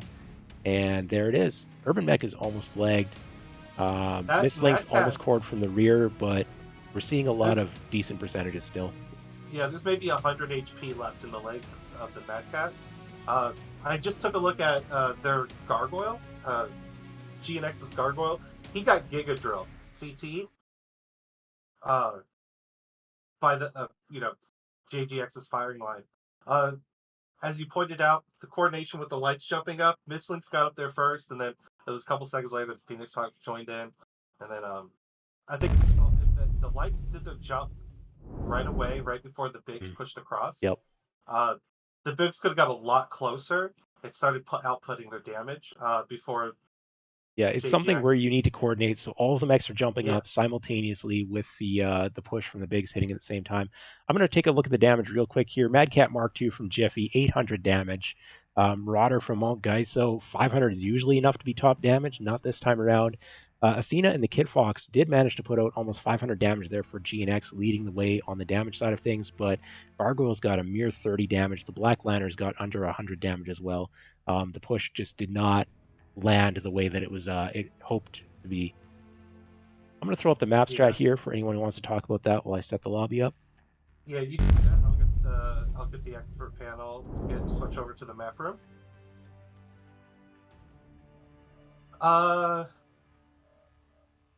Ghosty, Jay, Deuce, take it away.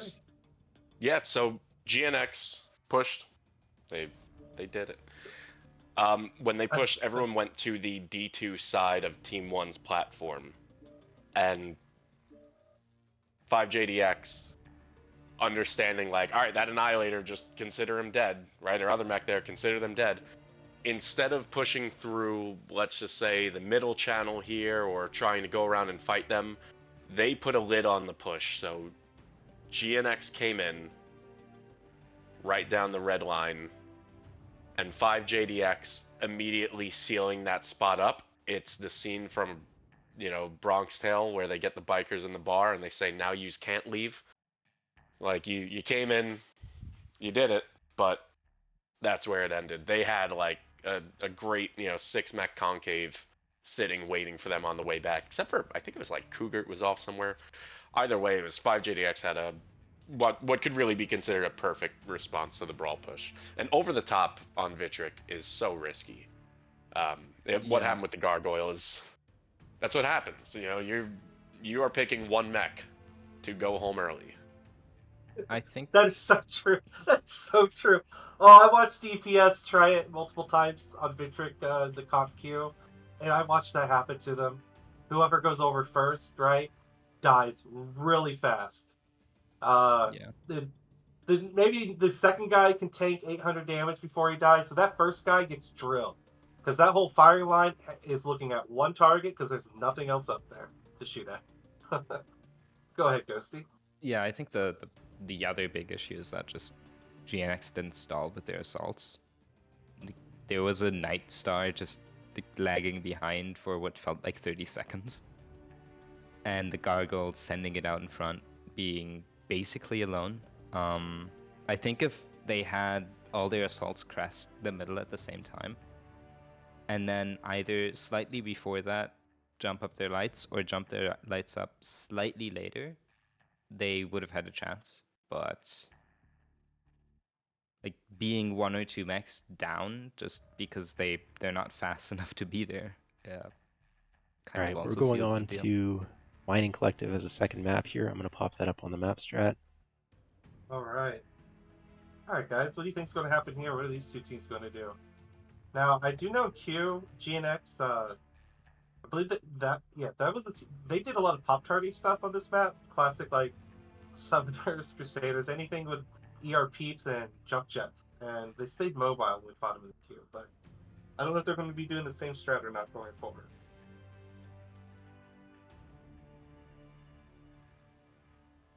I guess one thing to point out, Mining Collective, it's all about the high ground. So kind of like Vitric, but maybe even I wouldn't say more so, but the maps are a fair bit different. But it's all about that high ground where you want to be taking, positions like the cakes or Caves. some of these other elevated smokestacks and so on. Don't forget the Paps. Echo 4. Yeah, there's a number of different positions up. All Yeah, of them are high Braziers. ground. You definitely want jump jets on this map. If you're brawling, you're going to be facing mechs that have jump jets and have gotten into an elevated position. If you're doing a trade or receive, like these are excellent trade positions.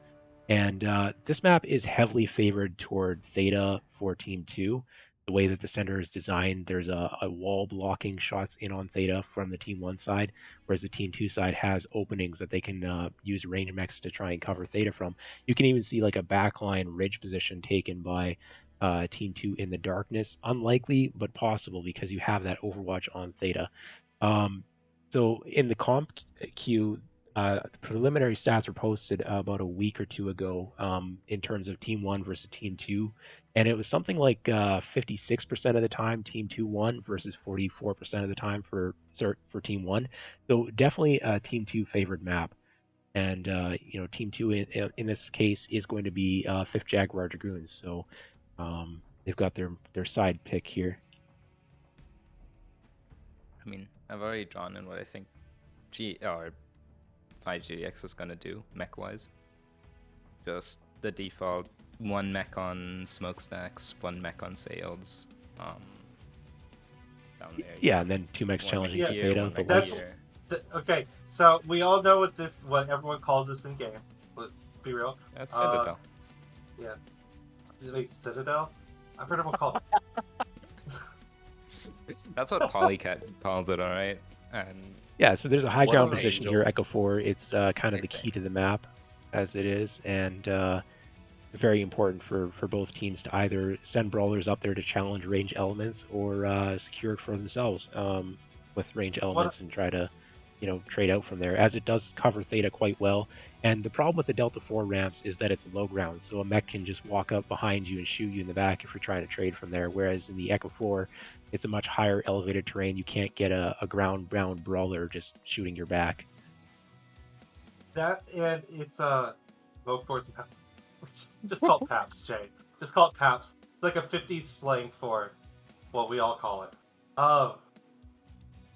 One nice thing about Echo 4 is especially when teams start trading on the lines here, taking Echo 4 gives you the ability to start applying crossfire pressure to like D3 or like D5 as if you got traders here and you can get on this side here, these guys up here can deny the back cover, and then you can, when they jump up in between, here's a good shot place for it. But as you pointed out, this is also a decent trade spot, but you can get back shot pretty easily, especially if there's like a cap lights.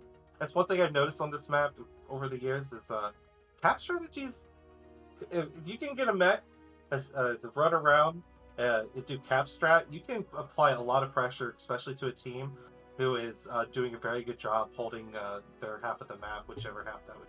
All right, teams are ready to go. We're going to switch over to the match screen and count it down. This is drop 2. It's a best of 5. There's a number of maps possible to come here after this one, but we're kicking things off. Mining Collective, 5v5 Conquest, 480 tons for each team, and we're playing that 8v8. So see what the teams bring here, whether they decide to brawl or just sit back and trade for the full duration. I'm guessing there's going to be at least a little bit of brawl going on here. Brawl's relatively strong. Everybody loves to see it. Well, almost everyone. Okay, well, yeah, almost everyone. Most people do because it gets super exciting, super fast, and then ends very fast. You know what I mean? Yeah. All right, I'm looking at the Team 2 side here. That would be the 5th Jaguar Dragoons in the red. I've got it correct this time. So we've got a Summoner and a Mistlings going at the far spawn. Mistlings going to be taking the cap, then rallying up. Machine guns, and heavy meads on that Mistling, so a little bit more range there. ERPPC on the Summoner with red laser backup.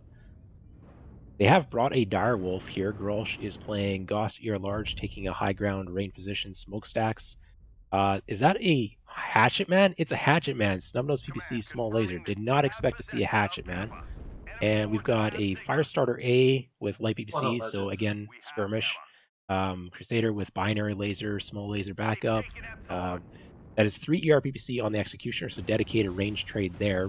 Pop-Tart taking a high ground position, and then the Shadowcat is running heavy large and light machine gun, so standard mid-range vomit build. I want to point out, Stickofish and his grasshopper has already gotten at least one shot off on the on Grolsch and his direwolf. Managed to nail him as Grolsch was still getting up into cover. So it is Um, dedicated trade here as well from GNX. We've got Goss Ear Large on the Mad Cat, Hag 30 Ear Large in the Blood Asp. The Grasshopper is triple ER PPC, so definitely a hot range trading build. Crusader heavy PPC doing skirmishing around Theta, pop-tarting there. Then we've got a Light Pack, which is a Shadowcat with mid-range laser vomit machine gun backup. Vulcan is Snubnose PPC, so also Pop-Tart. Phoenix Hawk is Snubnose PPC as well. And they're contesting here for the high ground. Now, this Firestar is the last one to check, and that is a medium pulse small laser. A little bit more brawl on that one.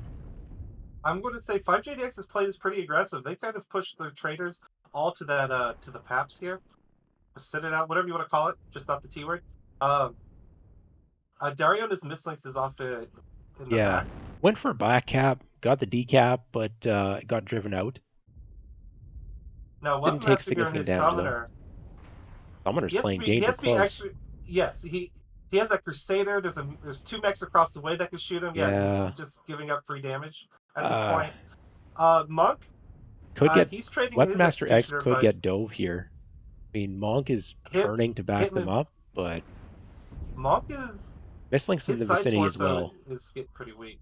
So the summoner is getting out, but there was an opportunity there, I feel, where it could have been dove. But the intel likely was not there for Ghost of Nox at the time. Ooh, Now, Weapon 5th Master Jaguar just Dragoons, bleeding armor. He is cored in the side torso and CT. Bacon Lord's Uh, caught here. Is anyone going to dive them or not? They have very little support in their vicinity. That Hatchaman looks like it's got the Firestarter coming in to back them up and is getting out. 5JDX is stacking up, looking to push for this high ground in the Echo 4 grid. Yeah, but they needed to do it. I think they needed to do it yesterday. At this point, they're bleeding so much armor. Armor's looking relatively even between both sides. I mean, that direwolf in the back is still completely fresh, and nobody's contesting them yet. Yeah, so they're not anywhere near getting dove. Crusader from Mangoba down to 35%. I imagine there's stuff falling off of that mech. Oh, one touch center torso, both legs are open. That Crusader's effectively out of the fight. Could get a surprise shot on someone though. Bacon Lord running through kind of the open, taking a lot of damage here, down to 60%. Looks like an arm has been lost off of that mech, but no weapons missing from what I can see.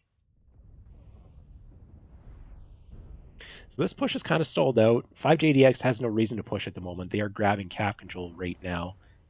There's an attempt to flip Theta from James Bond in that Firestarter down to 42%. I imagine that mech might be lagged. It looks like it's not moving quite correctly. Resource point Theta is ours. Extensive trading going on right now. Everyone's so close to dying, it's hard to tell what components are open. First death goes James down. goes Firestarter over on Theta from James Bomb does get taken out. And again, looks like 5JDX is just a little bit better on the trades, and they are better on the caps. Theta has no one currently getting ticks on it. GNX had a second mech go down. A lot of Pop-Tart skirmishing going on right now, and there's not much health remaining to make a push. Grasshopper's making a move here. Direwolf has also moved up. There's going to be a little bit of a surprise here. Crusader goes down. That was a one touch in the center torso earlier. Grasshopper 32% gets side torsoed.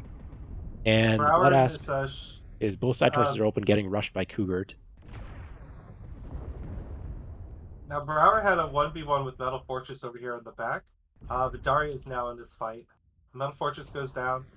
I'm pretty sure this Phoenix Hawk is going to go down before this Mistlinks does. Yeah, Brower 62%. That Shadowcat still moving around, has an open leg, but other than that is looking relatively healthy. Whereas that Phoenix Hawk is going to have an Inner Sphere extra light engine, goes down side torso.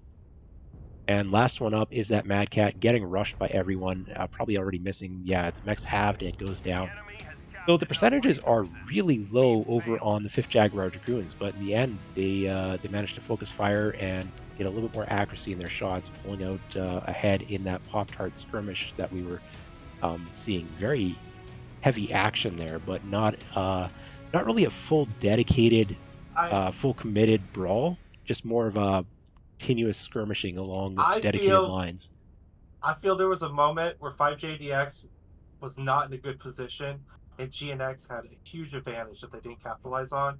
Weapon Master and Monk were Yeah. bleeding themselves really hard. They ate a lot of bad trades. And Weapon Master, as we saw, was cored out. And I think when they had their 3 lights, that I would have got a little more aggressive, tried to pick Weapon Master before he jumped back down, and then maybe even tried to backstab Monk before or even just fought him when he was in the fight. He was weak Yeah. enough armor that they could have those 3 lights there. I think it was Metal Fortress, James, and someone else, or I think it was Kita or something. They could have gotten 2 free picks and then flipped the whole game in their favor, and it snowballed from there. But that's just what I saw, and I have an overhead, so Yeah, it's hard to know if they had the intel or not, but there was maybe an opportunity there, and it would have been interesting to see. I don't know if it would have worked out or not. That's a lot of red lasers there on both the summoner and the executioner, and the Mistlinks was coming back, would have been able to join that fight, so it would have been probably a 3v3, maybe a 4v3, depending how fast the kills start chaining. It may or may not have worked out. DNX had 2 ranged traders with Overwatch into that fight if they took it. I think it would have been a 5-on-3 or 5-on-4 at All right. best. I've got the map room up right now for mining if you want to talk about that for a Yeah, little bit, and then experts. you can switch to Hibernal Tell- afterwards, as that is in the next map. Oh, experts of the lake, please tell us your wisdom. I mean, we saw basically what we predicted. Both teams playing mechs up on these trading spots and then trying to take control of this Echo 4 high ground. And I think it ended up just coming down to the skirmishes, and 5JDX, even though they bled more, rotating out a lot better, and also bringing better mechs for it.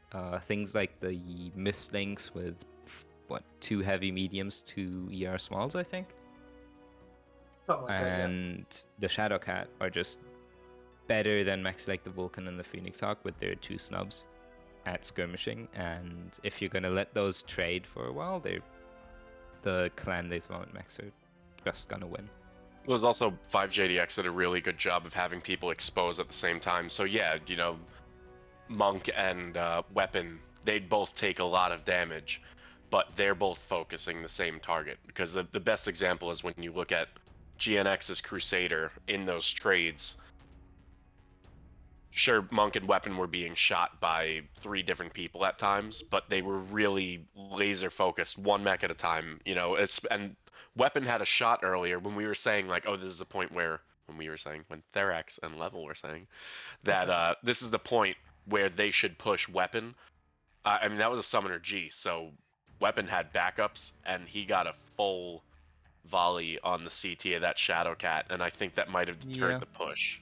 Real It's- hard, because that Shadowcat thought it was getting up there for free, and it got put down almost.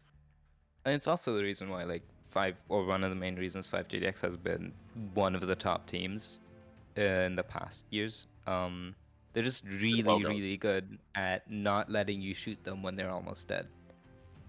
That's true. Weapon can be orange structure CT there for half the match, but if every time when he's gonna shoot you, you're first gonna see an executioner, you're gonna shoot the executioner. And if you don't, then Weapon's just not gonna peek you because the executioner already won the trade. So Yeah, and most of this 5JDX team already playing together for 2+ years. It is yeah, it shows, it really shows. This GNX lineup has 1.5 Changed a lot. people that are that's 1.5 people that they had 2 years ago. I think there was one time I saw like the fire started from from GNX, one of their light mechs peak, and then right after it peaked, the Crusader popped up and shot as well on a one-touch CT, and that's exactly what I'm talking about. Is for the very top teams, you're gonna end up seeing 8 people at like 30% red everywhere because they all spend their armor, and as soon as like right before they die, they're gonna start not taking damage anymore.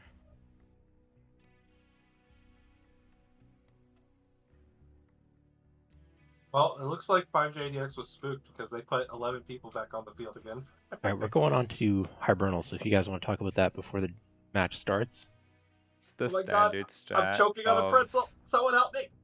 Especially if you're team 2, you keep 11 people in the lobby, so sometimes off of what 8 people you have in the lobby, the enemy team can kind of like start telling have an idea of what you're gonna do. So quite a few teams just bring their entire team into the lobby to not let the enemy have any idea. All right, so we're on to Team 2 on Hibernal Rift is going to be 5JDX. I'm betting they're going to do a receive. Probably going to see some of these more standard trade type positions taken, and then see how things go from there. One of the things that's emerged that people might not be aware of yet, there's a high ground trade position that a Night Gear can get into relatively quickly, and I believe it is over behind the cap, That's or right there. beside the cap for Sigma. And so if there's an Epsilon push that comes out of the Team 1 side, which is an older strategy that teams used to make use of, that might be over now with this new trade location. But it used to be that there would be an Epsilon push, and you kind of just send a couple mechs to go kill the Volcano mech, and then push the other mechs off the ridge with the rest of your force. With that new back execution or Night Gear location with a Hag ER large type build or something of that nature, this Epsilon push is basically just straight suicide in my opinion. So I don't expect to see an Epsilon push anymore. But we have a log out Pull of it Team off is 2, near so impossible. Yeah. we will I be would- switching over to that. I would expect GNX to play like Kappa-sided trade and 5GDX to then knowing that pretty quickly take spine, so take control of this area here on the map strat. Okay, so we're kicking off the match here, Hibernal Rift. And this is 2 wins on this side of the 5th Jaguar Dragoons. They can win the match Yes. outright here as it is best of 5. We'll see if GNX can turn the tide, pick up a win, force another match or another drop. I'd absolutely like to see that. Yeah, keep things, provide a little bit more entertainment here. It's been very close drops so far, so they definitely have the potential. I'm gonna start taking a look at some of the GNX mechs. We got Jameson and Mistlinks, 4 machine guns, 5 small pulse. We got a hero, Phoenix Hawk, 7 small pulse. Very knife fighty. Line out, Firestarter, 8 small pulse. Arthan and Arctic Wolf, SR and Bomber. And then for the biggies, Command, we coming got in. Capture and hold the resource Executioner, point. Stop any hostiles Peeps, that get in your and way. a We have variety the of honor. small Enemy lasers. forces have taken Crusader, heavy Peeps again. Then Mad Cat is Gauss and ER large, the classic Mad Cat. Yeah, What so we we're got on the other seeing side? receive over here from 5th Jaguar Dragoons. They brought ER large on the Blood Asp, but they have more mid-range with AC5 ERPPC on the Mad Cat Mark II, so that'd be providing some Got a straight DPS. cleaner. We have a And straight cleaner in the field. yeah, it's 2 Stubbles Beta is PPC on that. controlled by the enemy. Now, Brower's maybe getting a little bit caught out here. They're retreating. Should be an easy retreat here. They have some cover from that Summoner, Pop-Tart Summoner coming up and behind them. Early fight over Theta, which has so far, Theta has been flipped, although there's some mechs on it right now trying to flip it back. I will say already, JGX has a firing line across the FC side. Yeah, they've got their mechs set up. GNX is balled pretty hard. That was quick. That was quick getting that firing line The set. Mad by Cat them. from Beautiful. Serval already opened center torso and side torso. Yeah, he's getting pelted from every angle. Brower's coming in on the flank here, playing risky. There's also a bit of a brawl here. Crusader from JP Django's getting dove, legged on that Crusader, going down. All right, Bacon Lord is got into the fight. Brower's Yeah. trying to get out of here alive. 5JDX is fighting down Both with the his pit. Their legs are Overwatch open. mechs from the volcano cannot see that. Brower lost his leg. Goes Is he going to down. go down? Bacon Yeah. Lord's legged here. Vapor Eagle Rival goes down legged. So this is looking. Percentages are low on GNX. This could turn yet. The Phoenix GNX's Phoenix Hawk Mad Cat. just went down. This Mad Mad Cat's Cat is leg getting goes down. dove hard. So As that's a lot of the Arthur with the DPS gone. SRMs. Without that DPS, I'm thinking, GNX, 2 mechs are down, but they're still rolling forward. Summoner is probably legged by now. Yes, it is. Yes. Should be down in an instant here. Probably overheating as well. That Urban Blood Mech, S in the back has been shooting into the fight, but it's not going to be enough. Urban Mech goes down. Wow. So Firestarters double legged are open here. It is leg now. This is it. GNX has picked up the win. I'm declaring it. Blood Asp has been halved. The heat capacity on that is absolutely atrocious. By now with that mech being halved, there's no way. And this is going the way of 5th Jaguar Dragoons. They pick up a fairly decisive win. I mean, not a lot of health remaining on their remaining 4 mechs, but they do carry the day here. Very I aggressive will push. say, nice to see James survive a match. Good on you, James. Oh yeah, he's legged in that mislinks, but he is Yeah, alive. but he's alive. That's yeah, what matters. 5th Jaguar Dragoons may be playing a little bit too aggressively around the Theta cap, just not accounting for how fast GNX would be up and in on that fight with their main large mechs. Yeah, the Crusader and then Brower. Yeah. Them wrapping on that Crusader so fast, they came around both sides of the pillar. He just got clamped, right? Yep. No way out of it. Brower almost got out with his life, but they managed to leg him and to finish him off. And those 2 kills fucking created that snowball effect that they just took to a W, man. Yeah. That was good to see. It was Brower trying to do a wraparound there during the push coming forward, and that's what led to getting caught there. So just needed to play a little more cautiously, perhaps respect their opponent a little more, as it situation shows that they should have. Very aggressive push though from GNX. I very much liked how they just they did take a lot of damage, even on the approach, with the Mad Cat taking significant damage on the approach, but they arrived at the theta point and they just went right over, no delay. All right. So Okay. I will pop the Barrett map strats switches up. sides. Yeah. You guys want to chime in on that? Deuce, you've been quiet so far. What do you got? Well, just because I fear to kill you all by my accent, Russian accent, Well, guys surprised me It's with this. diversity. With this push, but it seems to me that the Dragons took a slightly unsuitable deck for the modern meta, because I expect him to take some DPS and red lasers, but it seems to not this time. Well, the funny thing about it is GNX's assaults, in my opinion, kind of masked that they were pushing. Like the Gaussier large Mad Cat, you don't see that thing going anywhere, right? And it might have, I don't know if it was their strategy or it was just kind of a spur in the moment call. It could have just been James saying, screw you guys, get in there. But the Marauder they ran, the Mad Cat, and an Executioner's in every strat at this point. Yeah, and the Crusader as well. It really did mask it. Yeah, and the Crusader, it masked that they were going to be rushing like that.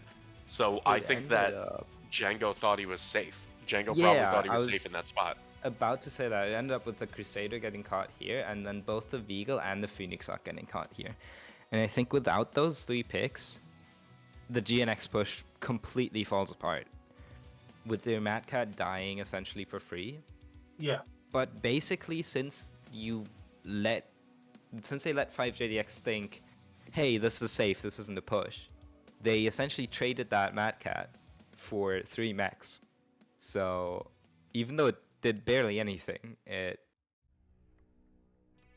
actually got them 3 kills. Even if it got 0 damage to that match, it would have gotten them 3 kills. If Bacon, what sucks is the instinct when you're playing any team is like, oh, Django's in trouble. Let's go back him up. Right. Yeah, And I you was don't gonna say that's realize what I that saw. everybody's Bacon coming. jumped into the fight. He wasn't a part of the fight at the beginning. He jumped in there to try to save his buddies. Yeah, as a good team leader tries to do, but he didn't get out alive, unfortunately. It's No. especially the Crusader fallacy, where the Crusader is kind of your most important mech, and losing that first really sucks. But at the point where like Bacon jumped back, that Crusader was already so far gone. There was no way saving it.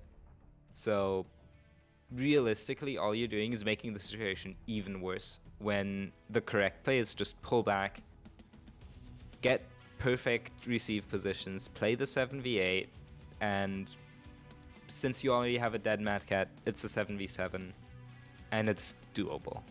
But if you send in 2 of your mechs, well, now it's a 5v7, and they're already within like 500 meters. It's not really winnable.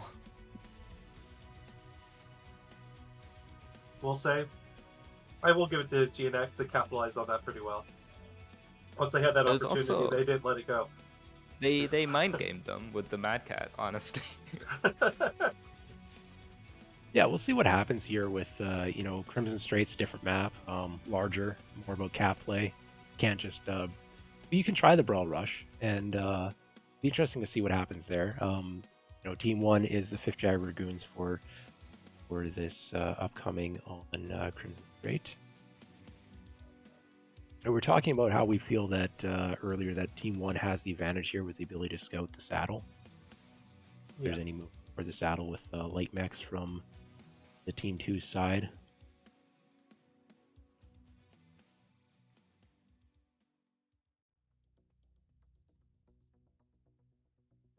I'd expect a big wolf pack from GNX here. Just big force Theta essentially. Like even send a Crusader over the saddle, and then because I think anything else that they do, if they give Theta to 5JDX, 5JDX is just gonna be in their comfort zone, play their game, Epsi Gamma Theta, just sit on it, win trades, and they're really good at that. So I think so the the way whole GNX has a chance here is to like upset them by, oh, what do you do if we just take Theta with like 6 mechs? What do you do now? I mean, if you send 6 mechs to Theta, you're going to get back capped at Sigma, Kappa, or Epsilon Gamma. That's if you react perfectly. I very much doubt that if you go Team 2, you're going to get scouted. If you go Team 1, Team 2 should have the awareness at this level of play to be aware that they haven't seen any trade mechs or any push mechs. And then after, I don't know, like a minute and a half of not seeing any mechs, you know that they're not in this area of the map, so you know that they must be in this area of the map. A lack of information is information, and these teams should be able to put 1 and 1 together and come out with the answer being 3. Okay, let's be real. A lot of us are team leaders here.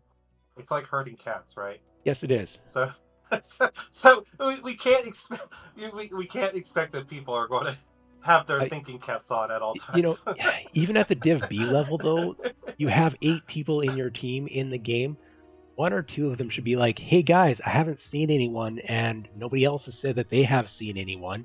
Like, I know that half the people in the team probably don't talk during the match. That's my experience playing on teams. But the reality is you got a couple of people there with, a light bulb that will turn on and should be keying up their mic and going, hey guys, like at this level, these aren't new to comp teams.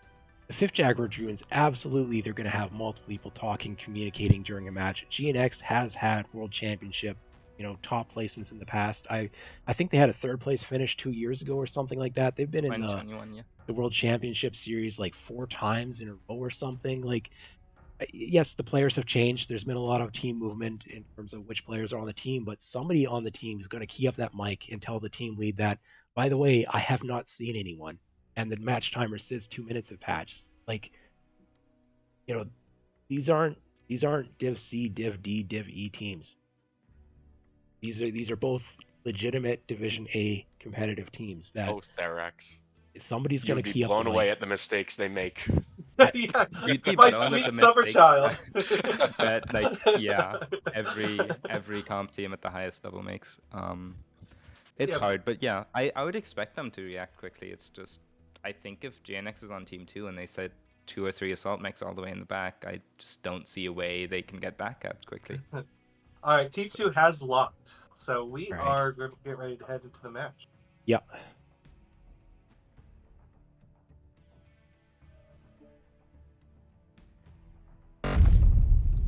Both teams taking the full 480 tons as expected.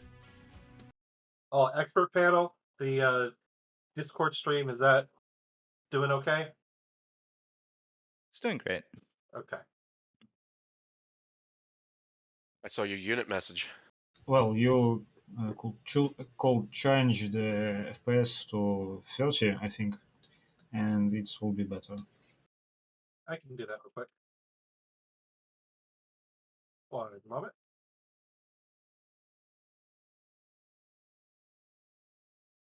There we go. All right. All right, I'm waiting for the arrival of the drop ships here carrying the mechs, see what the teams bring. Why wait? I'm flying out to it. So it's currently two drops to 1 in the favor of 5th Jaguar Dragoons. no. GNX just coming off of a drop win. I almost got it. Okay, 5 JGX, Jippy, Madcat 1, Cougar, Firestarter, Monk, Direwolf, Grolsch, Bloodass RA, Brower, Shadowcat, Bacon Lord, Vigal Rival, Dario in the Flea, and Django in the Hatchet Man. All right, I'm looking over here at Ghosts of Nox. They are bringing an Annihilator with ER Large, Light Gauss, and ER PPC. That is a big alpha build. Crusader with heavy PPC, small laser. Mad Cat is going to be Gauss ER Large, Quad ER Large, so that is a dedicated range trade. Orion is a push mech. Orion 2CA with LBX-20 SRM 6 with Artemis. Interesting they didn't go with a skull there for the mask. 5 JGX is just chock full of Goss and ER Larges on this one. Yeah, Kit Fox with SRMs again here. Black Lantern, Red Laser. Kit Fox is going to be a little bit hard pressed to make that rotation from Theta if that comes into play. A little bit of a slower light mech. Locked engine there on the Omni-Mech. Piranha. We have a Piranha in competitive play. Very fast, backstabby mech. We did Generally, just have a street cleaner. Yeah, it's a terror and quick play. You don't really see it in competitive very often. Interesting to see. We have an Looks like island GNX play. Yeah, that's what I was about to say. GNX also has a bunch of mechs on the right. They're I think that's their wolf pack over there by the underpass. So this Orion is on the island. That is a brawl build, the only brawl build brought out of Ghosts of Nox in their heavies and assaults. I don't know particularly what that is for. We have a play around Gamma as well with the light mechs. They're going to be coming in on the flank. It looks like there's going to be a push here from Ghosts of Nox. Both teams pushing island. And we'll see how this plays out. GNX is definitely hoping to catch the brunt of this with their mechs on island and why these lights go in. But the lights Are going in already. Lights, yeah, they're going in already and they're eating a lot of damage. Yeah, they do not have any support from that Annihilator, still stuck in the back. Diving here is a mistake. Oh no, they did it. No. This is 4v8. This is 4v8. Oh no. Well, maybe 6v8, but yeah, there's definitely not even numbers here. The Ryan's getting shredded to pieces. Damage, well, there's a kill on both sides. The 5th Jaguar Dragoon's missing. Two mechs have gone down, but the other thing is that even if GNX manages to win this, the numbers starting to go down, but they would be hard pressed to cap if their survivors were those two mechs that weren't in the fight, that Mad Cat and the Annihilator. Those mechs are too slow to cap. Doing God's work. He just distracted 3 mechs, buying his team as much time as he could. Arthur and this Kit Fox though. Yeah, they made it into the back line, but they didn't manage to pick up any kills on the backline mechs. So now we've got the secondary push arriving here. It's 3 mechs standing against the remains of 5th Jaguar Dragoons, and 5th Jaguar Dragoons did not take that much damage. So if this goes down to trades here, there's a light that could slip out and go grab the caps. Well, maybe the lights are dead, but we've got Mango's going to get there's caught that flea. Mangoba's peeking out here, trying to trade with that Vapor Eagle. Vapor Eagle is open center torso. But this Annihilator, 59%, Crusader, 50%. That was a very interesting push and very They low just needed to odds take play. a pause for the cause. That was a very strong push, but those lights just hit behind the buildings just a little bit longer. Yeah. Uh, There's just no way for the Annihilator to get into that push. It's way too slow. And this giant blocking It could have terrain been an here. Executioner, Yeah. and it would have fixed almost everything. I mean, I interesting think there was no decisions deck made issue there. here, as It- GNX had the win and they threw it away. oh, They should have simply sat in Delta 4 and take Gamma with 1 mech. And then they have a 3-2-1 cap and 5JDX is all balled up. If Yeah, 5JDX decides to go anywhere, they just farm them with their assaults and push them then. I'm You don't wondering- have to Swapping to push the them where they mapper. want you to. I'm wondering if maybe they didn't have a map strat planned out for that map or something, just the way that it looked there. no, that seemed too Maybe if coordinated. like they that qualified Wolfpack, through quick play through the comp queue, if we ever have to play 3 maps. Maybe they've never played Crimson Straight competitively in the last while until they now started one of scrimming them this would week. have to confirm this, but I've seen a strategy like this before. And what do you guys in chat, if you would? I believe their strat was the bigs go here and stack while the lights got in position and push the enemy team here, right? This was going to be a classic two-pronged push. Because I guarantee these guys were just sitting here for the Annihilator, and the idea was the Annihilator gave Overwatch when the push happened, and then these guys, come in. I believe that's what the plan was, but as we saw, Annihilator and another assault, I think the Annie was here, the other assault was here, completely out of the fight. Crusader and Orion were here, and then the light rush came in. The light rush started getting eaten alive alone. Orion joined the push, and then it was a full commit by these 6 mechs into this area. Now, to be fair, they did get a few kills on 5JGX in this area, more than I would have expected with how that looked like it was falling apart right away. But they did their lights. GNX's lights didn't do good. That Phoenix Hawks managed to get 3 of 5JDX's mechs actually tangled for almost 20 seconds over here. It's just if it was a more coordinated push, I believe, as Ghost said, GNX beat themselves on this one. But I'll leave it to the experts to continue. I wanted to ask all the time before the fight, call this be happy and a counter fight on the island. When will both teams just scale up and just run across the island to attack? And this won't happen. To be honest, I have always been amazing by the courage of people who make pushes but do not take DPS with them. Like, come on, guys, it's 2023. We have all the cool guns, attack it and use it. Playing as Envins, we had the same battles against European mech enjoyers, and they always took the maximum numbers of hacks and other cool stuff. And they just come to the this position. 1 second.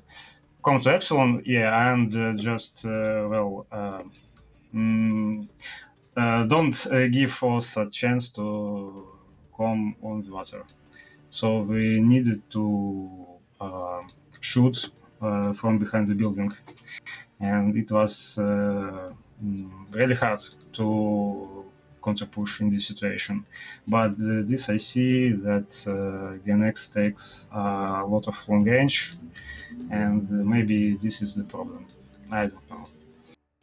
Maybe with the hacks and another big DPS weapons, it could be a different match.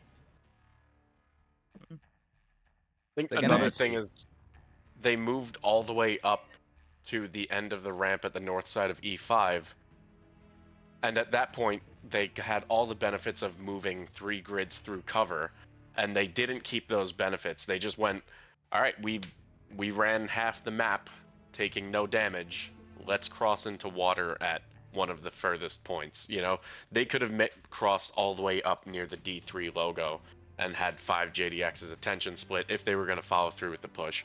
You know, like Ghosty was saying, they could have taken Gamma. They could have taken Gamma and sent one person to Theta and then just ran like the wind if they wanted to. But there was a lot of issue there. It looked like something we tried in scrims, but this is, you know, was a less Like pretty something version you, of that. I think, beat us within with scrim or within scrims. So yeah.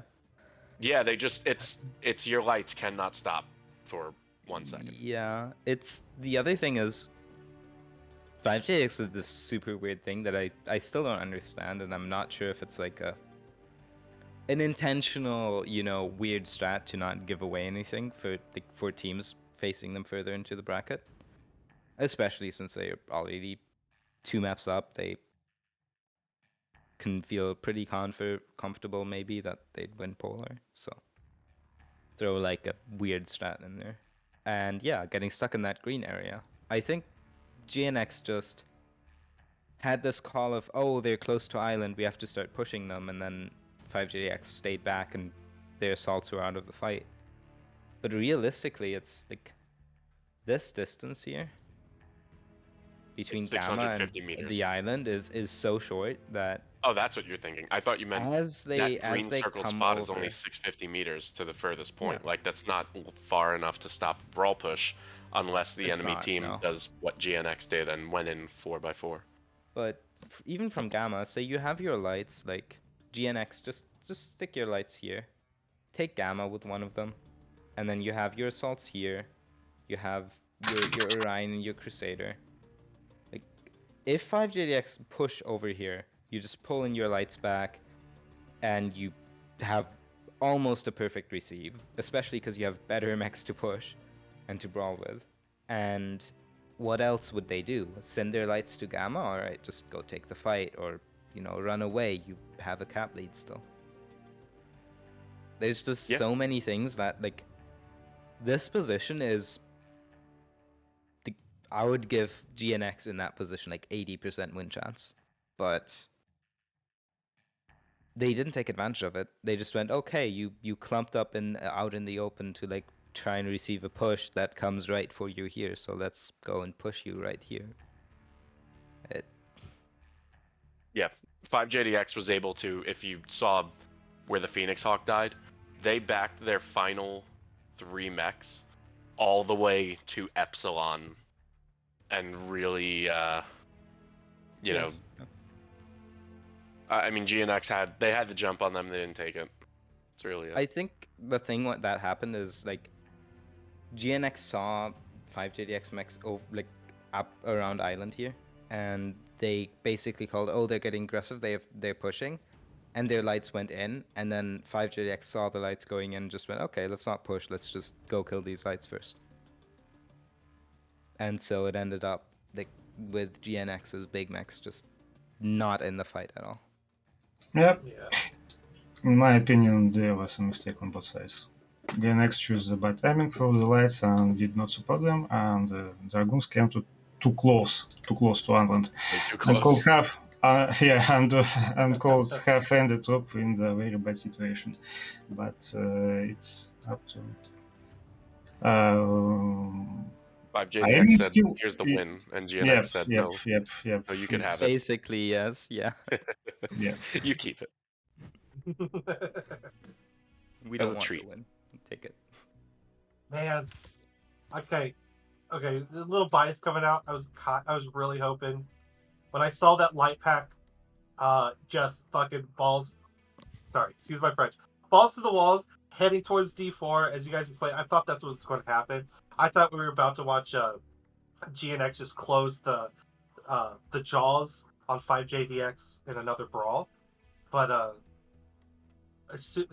like we pointed out already, as soon as it went sideways, I was kind of like disappointed.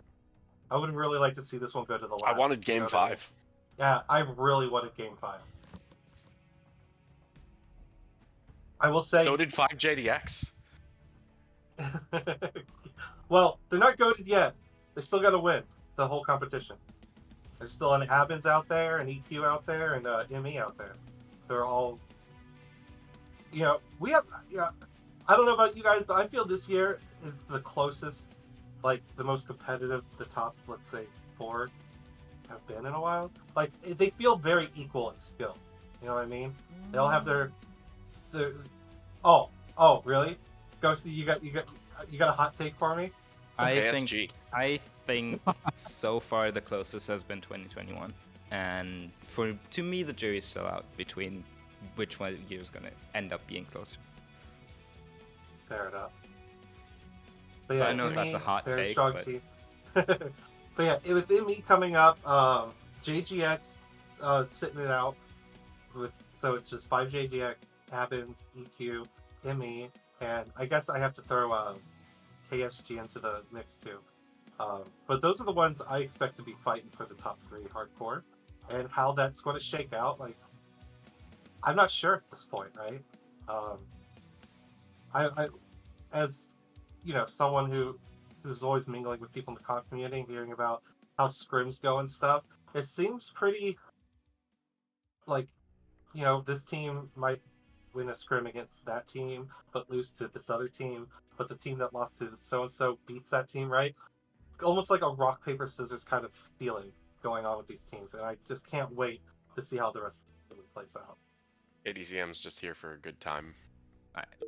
time for predictions from you. Who do you think beats who out of those teams?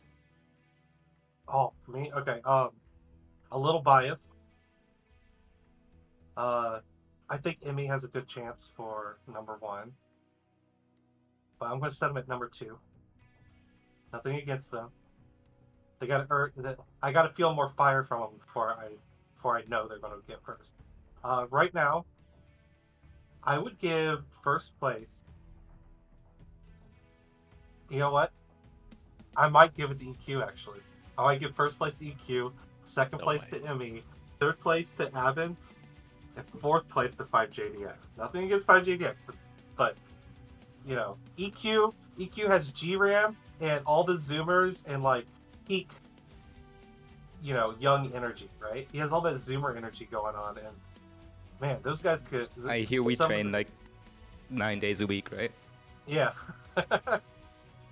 But yeah, I see that making a big difference, because I mean, there's a reason why, like, in esports 99% of all of esports people are under the age of 24, is because as you get older, your reaction time naturally decreases. So there's a reason why zoomers or young people are naturally better at video games, sports, and all.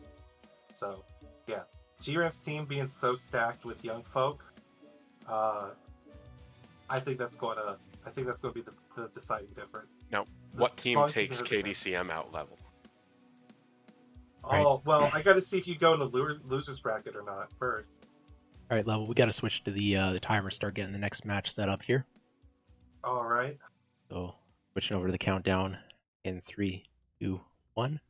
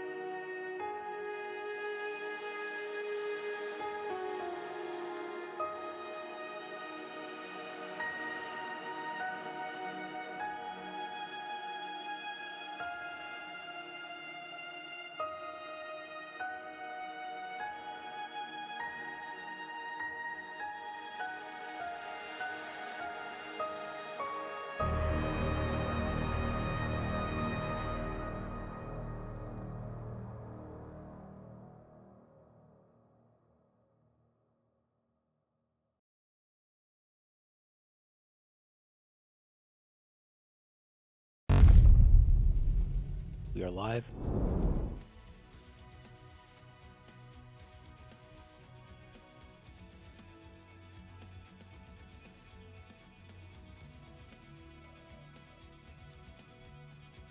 Okay, we're getting started here with the third match of the day.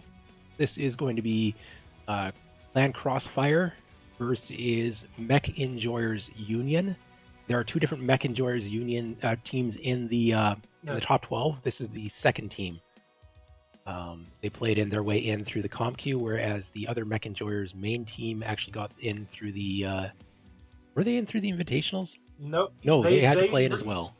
They were They did- offered, but they decided not to because they wanted to go farm pugs because they're jerks like that. All right, so we're on the map ban screen here. What actually, it's not map ban, it's map select. So these teams are choosing the maps that they want to play in the order that they want to play. So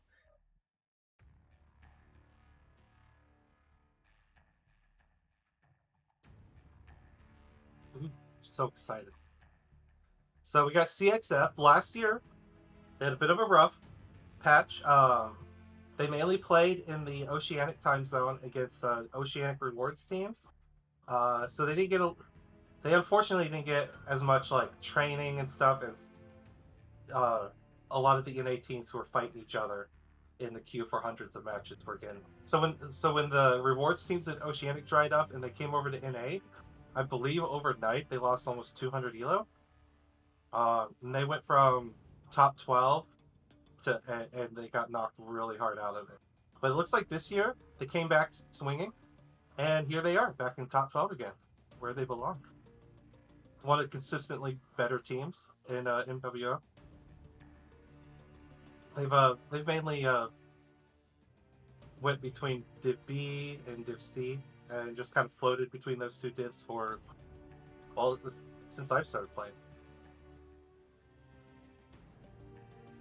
MEU, ME, new team started at the beginning of the year.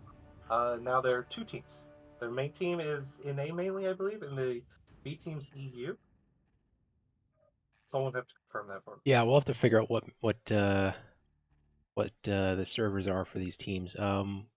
So far we have Mining Collective selected as the first map.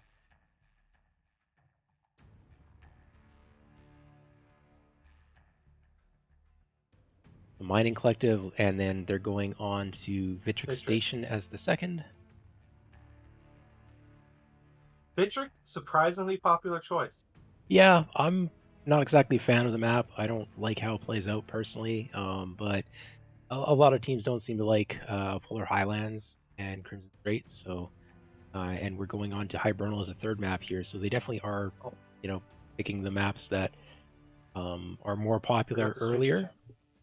Polar Highlands is the fourth, so we might see that one. So far, we have not seen Polar Highlands today, and none of these have gone to the fifth map today either. So.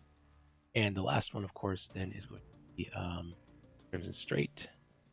Teams are picking their sides right now. Team 1 is going to be CXF on Mining Collective. Did they pick that? I thought it was Team 2 advantage there. Was I not even misremembering? Vitric Station, again, it's going to be CXF Team 1. On Vitric, I don't think there is a... Yeah, Vitric doesn't have a obvious Team 1, Team 2. It's not quite symmetrical, but... I was going to say, that's why I like Polar. Both teams start out in Zimbabwe, and while it's not a mirror of each side, it's a relatively balanced map. Like, both sides have a giant wasteland, and then the few major landmarks on the map aren't like favored to one side or the other.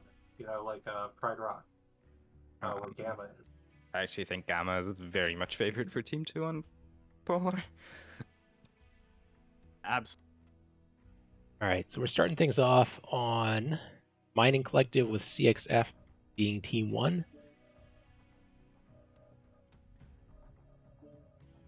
Alright, so first one is mining, right? Yeah, so we're gonna start on Mining Collective. I think that we're gonna be on Oceanic servers. I don't know if someone can confirm that. Are they Team 1? Yeah, Team Right. 1 is CXF, and they are an Oceanic team. Yeah, if I remember correctly, they get it goes Oceanic, NA, Oceanic, NA, and then Oceanic.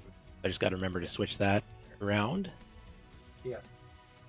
Because this MEU team are registered as both NA and EU, so I have to double check what their Yeah. official NA is. servers in EU time zone, I think. Well, at least if it's the same order as our team, and so it should be the same. Yeah, I believe that's correct. But I'm just we'll double check. All right, Team 1's on the clock now. And we have the map strat up on the screen. Yeah. Going up on the stream here for anyone who wants to. Yeah, NA's home server is NA. Confirmed. So we got the map strat here for Mining Collective if anyone wants to run that down. Yeah. All right. So, I didn't introduce the panel. Okay, for this match, our panel of experts will be Direwolf Singh, one of the members of ME. We got Ghosty again. Been here since we started today. Been great. And then we also have Aldous from Gussie, who's also making an appearance with his very thick Russian accent. I dig it. I don't know about everyone else, but I definitely Yep. dig I hope it's not so bad. Wow, it's You're coming not through worse all right. than Saiso. If anyone knows who Saiso is, he has a deep Russian accent. Ooh. Gives All you right, the so chills. Mining Collective, I've got the map strat up for anyone who wants to take a look at it here. Let's talk about the map quick for these teams. High ground positions are key on this map. If you're going to brawl, you need to bring jump jets, and kind of a few different areas that we could talk about here. Theta is heavily favored to the Team 2 side, which is why I'm surprised that CXF selected the Team 1 side. That was their choice.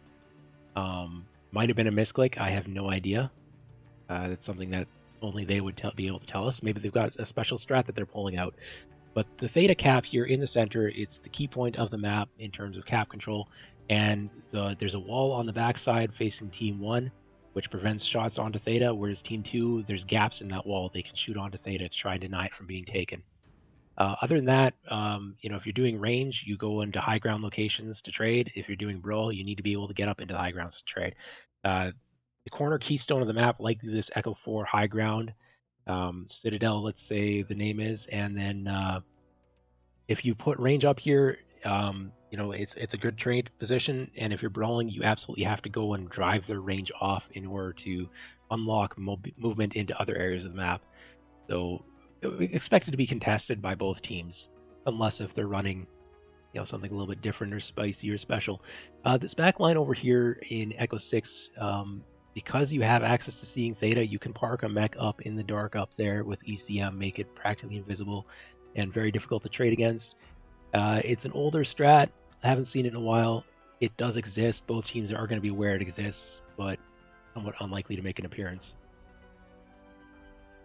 Yeah, so Dire, since you're the new addition to this panel, is there anything special you expect here?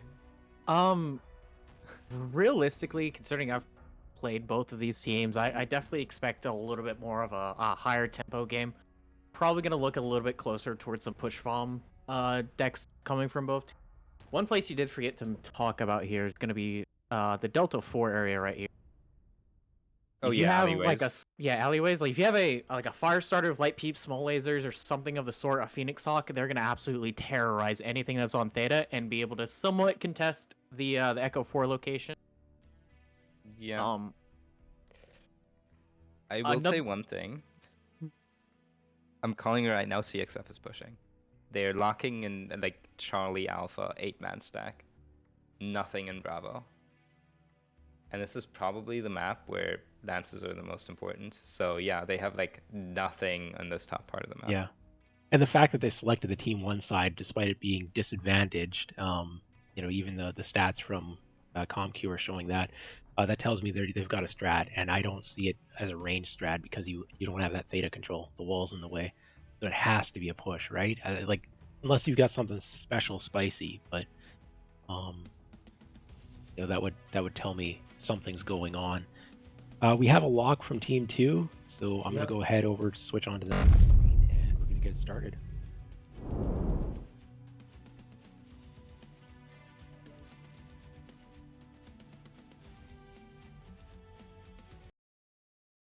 It should be a good one either way.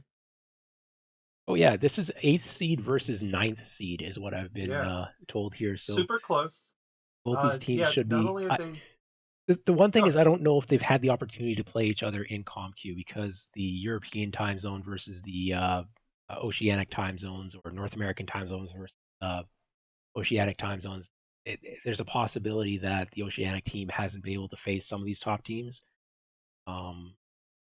Both teams have played a fair number of games in ComQ, but there's a chance they have not played each other in ComQ. CXF has been playing late in A time, catching the last hurrah. The teams who play post midnight. Okay, so Eastern time probably not when Mech Enjoyers Union has been playing.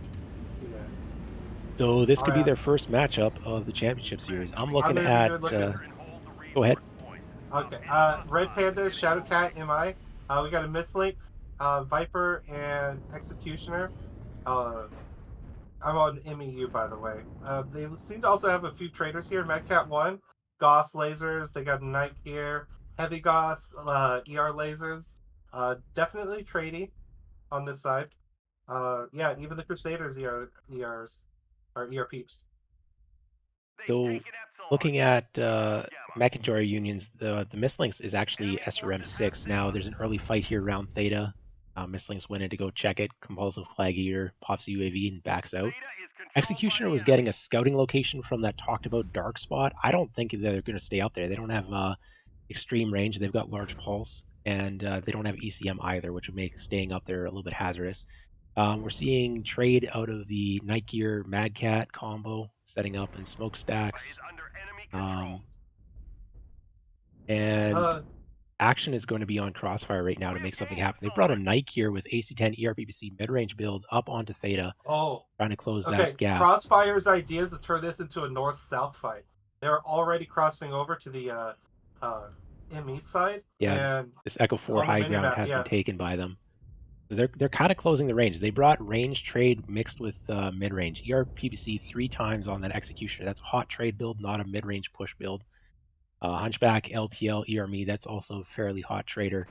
And so they're going to have to get those angles here because they are currently down on caps. Good try hanging out here near the center. Both the Mislinks are running the SRM build, so they have not gone with a standard, more meta machine gun and small laser build. Good tries taking a peek here, taking return damage. Not bad. Well, he didn't get his shot off, but he did take almost 8%. Yeah, and Shadowcat was also peeking there, Red Panda, and took a fair bit of damage. Arms are open on that Shadowcat. Shadowcat, the arms have some weaponry, so that's something that does matter, taking those arm damage. This is a push here. CXF stacking up. They're going to be pushing. Are they... I mean, this has been spotted. Red Panda's got excellent angle here to see everyone coming, warning the team what's headed their way. Shadowcat's lost an arm, taking significant damage, 66%, open in the rear. But this push is coming in right here, right now. And the trade elements, one of them has been left behind. That is that Mad Cat standing out in the open up top, but they are outside of optimal range. Will not be able to fully participate. CXF, they have the HP advantage right now. Squeeze just took some damage that Crusader did. Yeah, Emmy definitely they're ready to receive. The lights and stuff are doing their trades. This push is stalled. CXF, yes, that's what I was going to say. The push is stalled, but it looks like they're trying something else because they are shifting again. They're grabbing a third cap right now, so they've applied pressure and grabbed a cap here. So they do have the 3 cap, and they faked the push and grabbed the cap essentially. But now Red Panda, that Mislinks just lost something, sorry, Shadowcat lost his side torso. ME is pushing now. Rapthorn, the Hunchback's about to get picked off. He is getting dove. So there's a weakness spotted here. The cap, when they went for the cap, a couple mechs got isolated. And, percentages are very low on Mech Enjoyers Union, but they have gotten the first kill of this drop. Squeeze Crusader is Cord CT.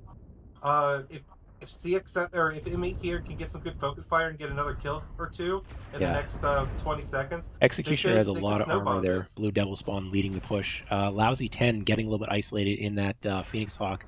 They got the second kill, but CXF Yeah, still a little healthy. McIntyre's Union had to pull out of this push as they were walking into the Overwatch. Now they're pushing back down off the ramp into the open again, where that range Overwatch from that Mad Cat is going to have the angle. This is a kill box, and the numbers are not looking favorable to continue this push. Percentages are way too low. Captain Cat in that Firestarter looks like an overheat, but their percentages are still quite high. Nobody's able to take advantage of that Pulsimeter unfortunate and overheat. that SR Mislink's doing God's work here. Oh yeah. With all these injured mechs here in the center, he Yep. just went in and just ate everybody. So it's all about that Overwatch mech. I'm looking to see what that damage is. The counter push basically walked into a kill box, and I mean, percentages were already so low, but they needed to make a play. They were down on caps, so Clan Crossfire, making that cap play or faking the push, pulling the cap play. It looked incredibly risky, but in the end, Nico Doomguard open center torso in that Mad Cat 64%. They were just standing on top, drawing immense amounts of aggro from the opposing ranged traders, but probably managed to farm up some good damage. Let's take a look at that. You know what? 650, not even as high as I was thinking it might be. Yeah, the Mad Cat. Look at the damage numbers here. Yeah, Compulsive Clag Eater, that mislinks. 4 kills, man. Well done. He basically touched their whole team.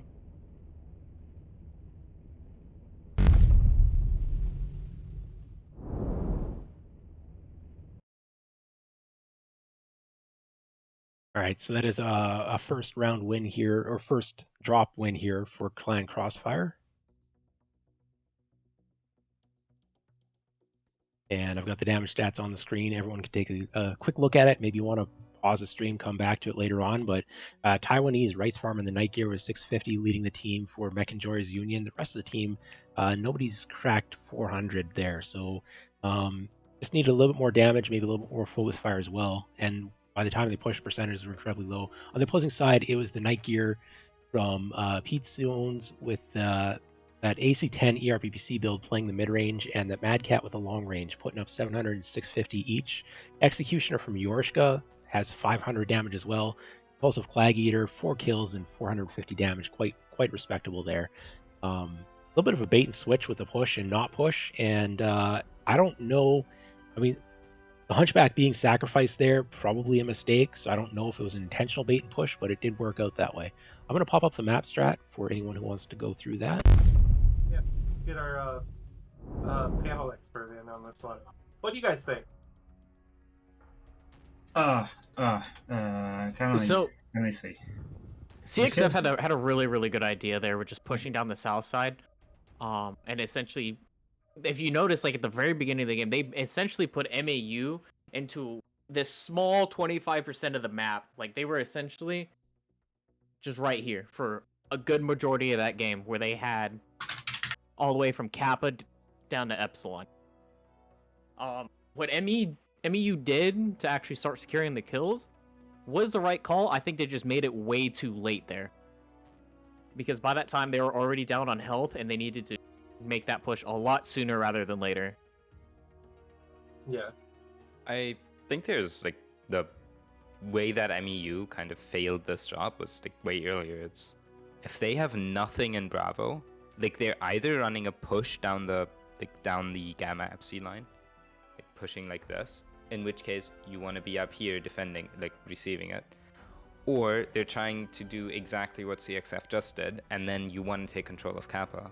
So your idea basically out of spawn should be, let's take control of Cupcakes here. And MEU just kind of got comfortable sitting on Sigma. Well, yes, they're going to push us. And it ended with CXF having Epsi, Gamma, and Kappa. And then you're suddenly 3-1 cap, and you have to push into what is essentially a CXF receive. Yeah, that's a fair point. CXF, a lot of their builds were set up as receive. They weren't really dedicated to push. Like the Hunchback 2CA is not something you take in a push deck. Same with like that Mad Cat sitting all the way back was never going to join the push. Okay, sorry guys. I just wanted to say simple things because it's difficult for me to quickly formulate thoughts. Such aggressive play for MWO was unexpected for me because they were already holding the Theta, but for some reason they began to go closer to the enemy, and then for some reason they began to trade with the enemy on the Delta 4. Instead of letting them to go to the kill box in Delta 5. And well, they make counter push in the opposite direction it's not was justified in my opinion because well they already take the Theta, they have a better position, and they just could wait and let enemy to calm themselves. I think if you're lucky enough to make dominant heights, you need to hold them and not try to run into the kill box yourself. That's all. Yeah. I will say, watching CXF move was like watching water being poured. You know what I mean?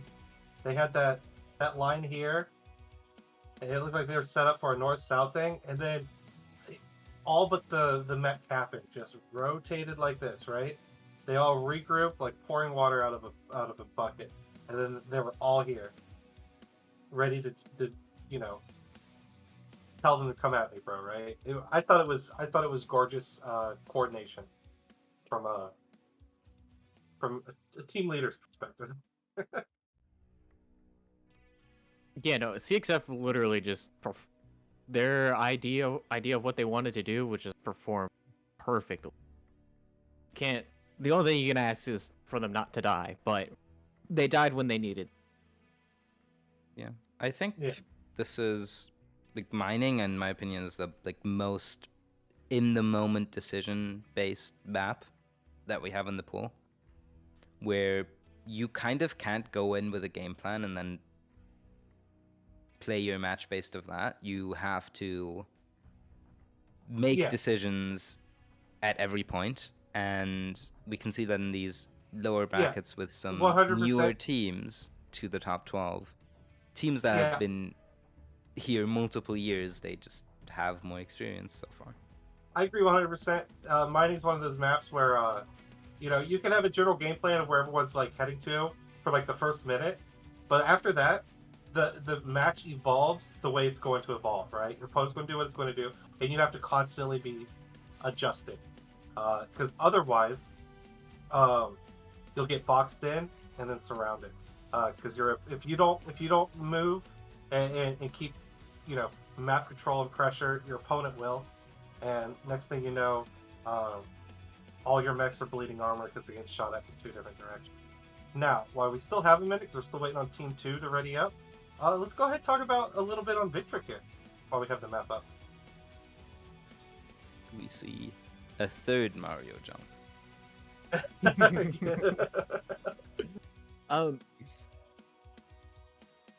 I definitely think Victric is not as symmetrical as some people might think it is. The center third is symmetrical, but the top third and bottom third are pretty wildly different. I think someone pointed out that actually the center third isn't symmetrical either. One of the lanes is a Yeah. little wider for pushing than the other, and that makes a difference when you're trying to stack mechs up. You don't want to be single fire. You want to be 2 abreast, maybe even 2.5 abreast. And on the one side you can do that, the other side you can't. It's also For really sure. going to depend on what each team decides to do, because teams can push on it. They can do a cap strat. They can do, exactly what CXF did on mining. Very similar thing like that on this map. It all really just depends on what comes down and who takes Theta. Because Theta's a really, really rough decision to take. You're either going to have to get it at the very beginning or go kill the enemy team first. Yeah, basically. Oh no, Ghosty, what do you think? Yeah, I think Theta is like one of those.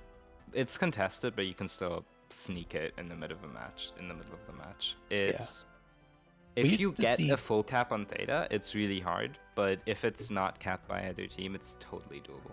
we used to see a rush for Theta to start things off, but that seems to have fallen out of favor. Both teams are locked up. I'm going to be switching the screens over and getting this kicked off. Yeah, the rush to Theta started getting countered, so we see it less now.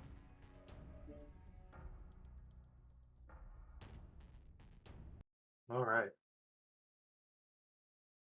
It's been a good series of games there. Yeah, we still haven't seen all of the maps played yet. I'm still waiting to see a Polar Highlands. Maybe we'll get it here. We better. Our In order to players see Polar conspiracy Highlands, in Mech these and things. Joy's Unions will have to win a drop. Just one drop. It's not that hard. They can do it. They absolutely can do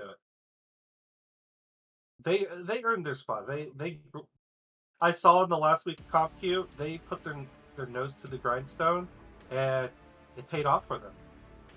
The stuff that DPS has done in the previous years. So I know the commitment it takes to do that, especially on the last day. All right, I'm looking at Mech and Joy's Union coming in here, playing in the red. And I'm going to grab some builds. Rotter 2C with Hag Laser Vomit hybrid build. A Highlander with LBX 20, 3 large pulse, and SRM 6. So that is a hybrid brawl build. Shadowcat mid range vomit as expected. Madcat Mark II with 2 Hag 30s, 2 large pulse. That is a push build. And then a Crusader with Snubnose PPC and red laser. Also looking to get a little bit up in brawly. Arctic Wolf Prime, the Prime has jump jets, so they can jump up with that if necessary, or can bring jump jets as I'm an going to interrupt Omnimech. you for a second. Clan Crossfire brought all the SRFs. Okay, but they have jump jets. They have that Assassin 23. They've got the Hellspawn 8P, not the hero. So 5 SRMs on that. It has a set of 8 quirks, so it can fire that without Ghost Heat. Assassin 23 with 3 SRM 6 Artemis. I'm assuming there's a lot of jump jets on that. Mislinks SRMs, also jump jets. Crusader, 13 small pulse on the Crusader. Did not bring anything other than red lasers. Summoner SRMs has jump jets. 5 jump jets on that. I don't know if that's enough to jump up, but positioning low ground, I'm assuming it can. And here we go. The Mario play is in action. We've got a low ground brawl to start things off. And that might delay the jump up action no. here. Dubious might not get out. I don't think he's getting out of this alive. Legs look okay so far on that Mislinks. 68%. Oh, they're not going to charge him. Nothing's Yeah, open. they're It jumping up. turns back into the fight. Is getting leg now. The Viper's staying on them, and the Mario has begun. They Mad Cat has jumped been up, but turned there was no around. mechs there. Oh, this is not coordinated. No. Nope. Mad Cat This is dropped. so confusing. The Mad Cat dropped. Spirit Bear is taking on the Highlander and Marauder 2C alone. Kodiak but rear his friends need to get torso. in there. Rear torso the halved. other's going to get in there. Taiwanese rice farmer's been spotted. There's a Hellspawn. Is the assassin coming over? Yes, it's about to get legged there. This is looking chaotic, but I think in favor of Clan Crossfire. Kills are just about even. Damage percentages are maybe favoring Mechajor's Union at the moment, but I like the positioning of Clan Crossfire more. If they can pull sweeps here, this is going to swing really hard back into Mi's favor. All of the big mechs are dead already. It's just a light mech skirmish, and Lousy 10's trying to get back up with the assassin. They've got the jump jets. They should be able to make that jump. But it's compulsive Clag Eater left alone. Now it's Lousy 10 coming in 1v3. This is not well coordinated. Oh no. No, that is not what you want to be doing. Just as the Mislinks drops, they start showing up single file, one at a time, and Clan Crossfire is taking a beating here. Are they going to stay on this assassin here? Okay, Crusader's open center torso, but that needs to go down. Arctic Prime is about to go down. Arctic Wolf Prime is legged, and that leaves just Good Try in that Viper. One of my former teammates in a legged Viper here is not going to be able to carry this. So this has gone the way of Clan Crossfire. I started to doubt there when they were single filing up that ramp, but they do pull it out. I thought for sure this was about to turn around when they single filed up the ramp, but they just did not finish off that assassin quick enough. That assassin got away legged. Yeah. Got to jump back down and then rejoin the fight after now with the Crusader tanking for it. And I think if they could have took out the fire starter, they could have they would have been alive longer to finish off that the Crusader before the other mechs got into the fight too. That was real close. Darn it. I was really polar this time. Well, we We'll still have a get damage chance. It's numbers. only two match drop wins so far for CXF. So Mechanjor's Union does need to pick up a win on the next drop in order to force some more drops coming up. I'm gonna pop up the map strat here for you guys to talk about as we are moving on to Hibernal Rift next. I am going to point out, shout out to Shadow Ace in an Arctic Wolf Prime, 639 damage. Didn't get any kills, but that was a lot of damage he threw out with that thing. Well done. That was a 40-ton mech. All right, to the map room. Oh, I think MEU did the perfect, like almost perfect counter to the Mario jump, which is go to the ramps in the middle and like play the push receive kind of in reverse. And it really just ended due to two things, which is one, the Mad Cat dropping by accident, which really hurts you, and then at the end, the Shadow Cat overheated. Yeah. And I think because of those two things, it ends with 4 mechs like one touch and losing instead of 2 of your mechs alive and winning. yeah, because especially if your whole idea is to go right over the top and maintain the top, you cannot drop for any. You need to die on those ramps on the top. But I think honestly, the match was set and done way before that. MEU scouted out the low ground push, the Mario hop. Dubs getting sold right there and going back to the fight, I think lost it right then and I think he just needed to run and get to his team as quickly as he can. Yeah, he needed to regroup instead of trying to take out 6 mechs solo. 100%. You count. I mean, anyone that chases him isn't doing the Mario jump, and then that throws the timing off on the ramp push, which then can just cascade into a failure. Even just one mech chasing the mistlings would be of value. Doesn't really, since the timing on the ramp push is literally your light mechs telling you, hey, we're jumping up, and then you just send it.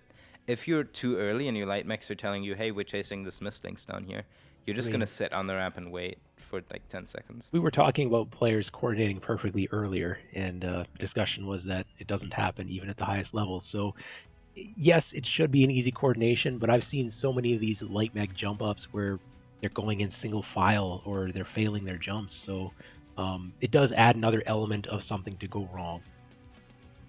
Yeah. Maybe it wouldn't have though. Who really knows? Fortunately, we didn't get to see it. I will say, the amount of SRMs was real nice to see. Very KDCM-ish of them. Like throwback KDCM. Right, when Jay left. Yeah. I mean, if you're starting to see the meta become more and more again, straight push, because considering a lot of times how small these maps can be, like Vitric is incredibly small, and if you have mechs that are fast enough that can make that jump, you just take SRMs and go eat those mechs' legs off. Especially if they're bigs there, there's a lot of DPS and armor off the field right there. I'm going to throw you over to Hibernal Rift, as that is the next map coming up, if you want to actually sketch some on there. So, my question is who are we considering the king of the ship? Because I've seen about 3 teams now die there. I mean, I wouldn't say it's a spot to be in, but... No, Dyer's right. Yeah. We've watched 3 matches today alone where teams died on this ship, even though everyone knows it's not a good place to be. Yeah, the push paths just seem to keep going through that, or the retreat path is what happened in the 5JDX versus GNX. It was a retreat path through the dropship, and a couple mechs got caught in there. So, whenever you're kind of talking about power positions here, one of the first ones you have to talk about here is Volcano is really nice for your stalkers and your annihilators, even some of your Mad Cats, because they have such a great line down through Epsilon all the way over towards where Team 1 would have a trader somewhere around here. Also, Charlie 3, you have this whole area to play as well, depending on your mech. I personally love taking a Shadow Cat there to the Charlie 3 hill right here. And it allows you just to apply all sorts of pressure. Again, another thing about this map is Theta. You can really only shoot Theta between 2 holes. It's going to be on the Charlie 3, Charlie 4, and Delta 3, Delta 4. You can't really shoot it from near the Kappa side or the Epsilon side. No, basically there's like a big mountain here and a big mountain here. One other thing is the ridge right here from like Delta 4, Charlie 4 is if a team is competent enough to push it, they will use that ridge line to their advantage to kind of shrug damage into the terrain. But it can also be like your biggest downfall is if a team goes down into this valley here in the Delta 4 area, the other team just has to pop tart on that ridge and just eat you. Yeah. It tends to be really important to take like this, which is called spine. To take spine. Let me draw that in a little bit, like more artistically. And I've by now come to the conclusion that it's mainly because you end up having an easier time controlling Sigma and Gamma. So it ends up leaving you with almost a guaranteed 3 cap if you manage to take spine and push the enemy team completely off of it. Whereas if you go for Kappa side and you get complete control of Kappa side, you're gonna lose Sigma and Gamma, and the team that went Epsi side is gonna take it. So we see a lot of teams fight for the Epsi side, and simply because giving it up completely is like very often almost a guaranteed loss. Yeah. Yeah. There's also one other push route, very common to like Hibernal's Canyon, where you just take this low ground here, and then you can time a jump. You can time a push here. Take your assaults right through the spine, and then take your lights, jump right over in Delta 4, and essentially crush. Yeah. And just pincer them. So.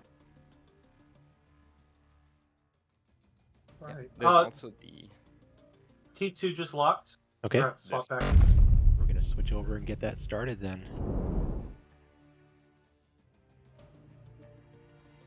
Kicking off the third drop of the third match of the day. And Mechanjori's Unions needs to get a win here to keep the match going and for us to see Polar Highlands, which is the map we have not seen yet today. So if Mechanjori's Unions can force a win here, we will get to see the fifth map played. Be interesting to see it. I'm looking forward to whatever they bring out here on Hibernal. All right, I'm looking here at CXF's next already. Pull up my Ruh-roh. That was weird. Oh, teams are Execution, ready to kick off. Night Gear, AC-10 peeps. What we got over there? So Rancor. two ERPPC, two AC-10, so that is different yet. Yet another build in that.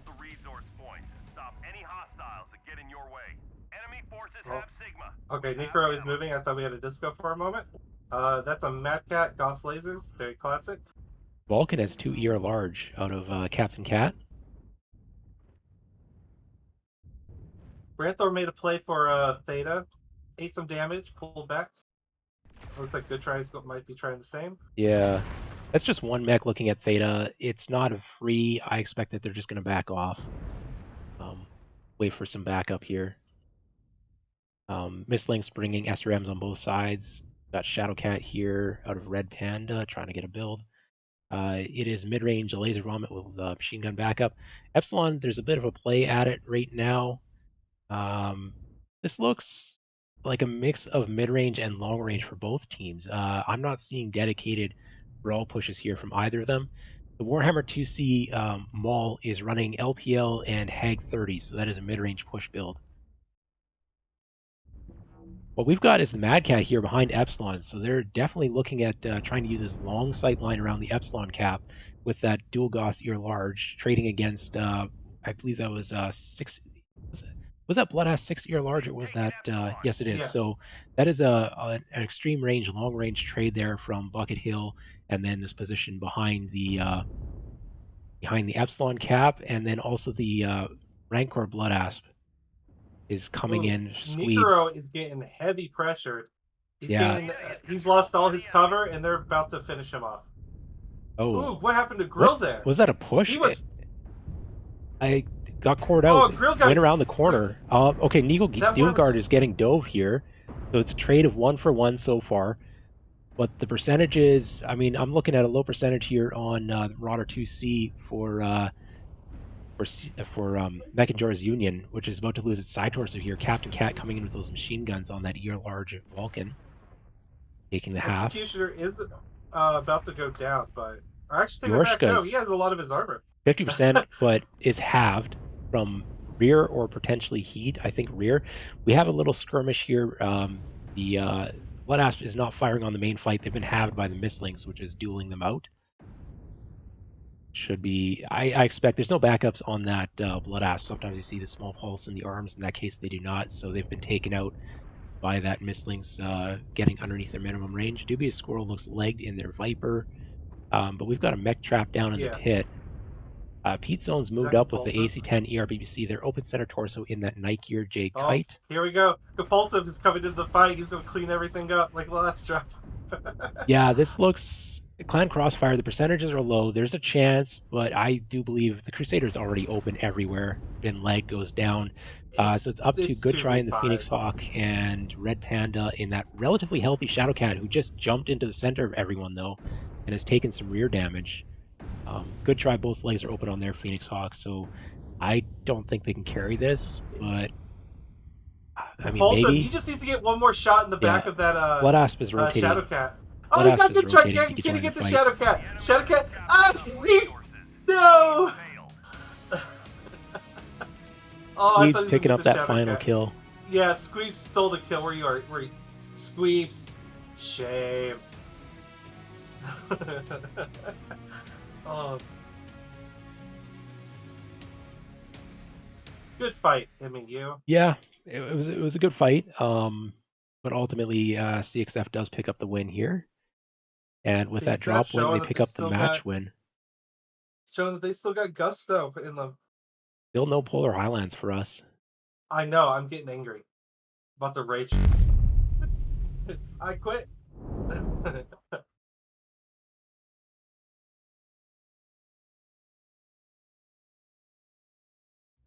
All right. Well, while you go after you do the score, then we'll swap over the map.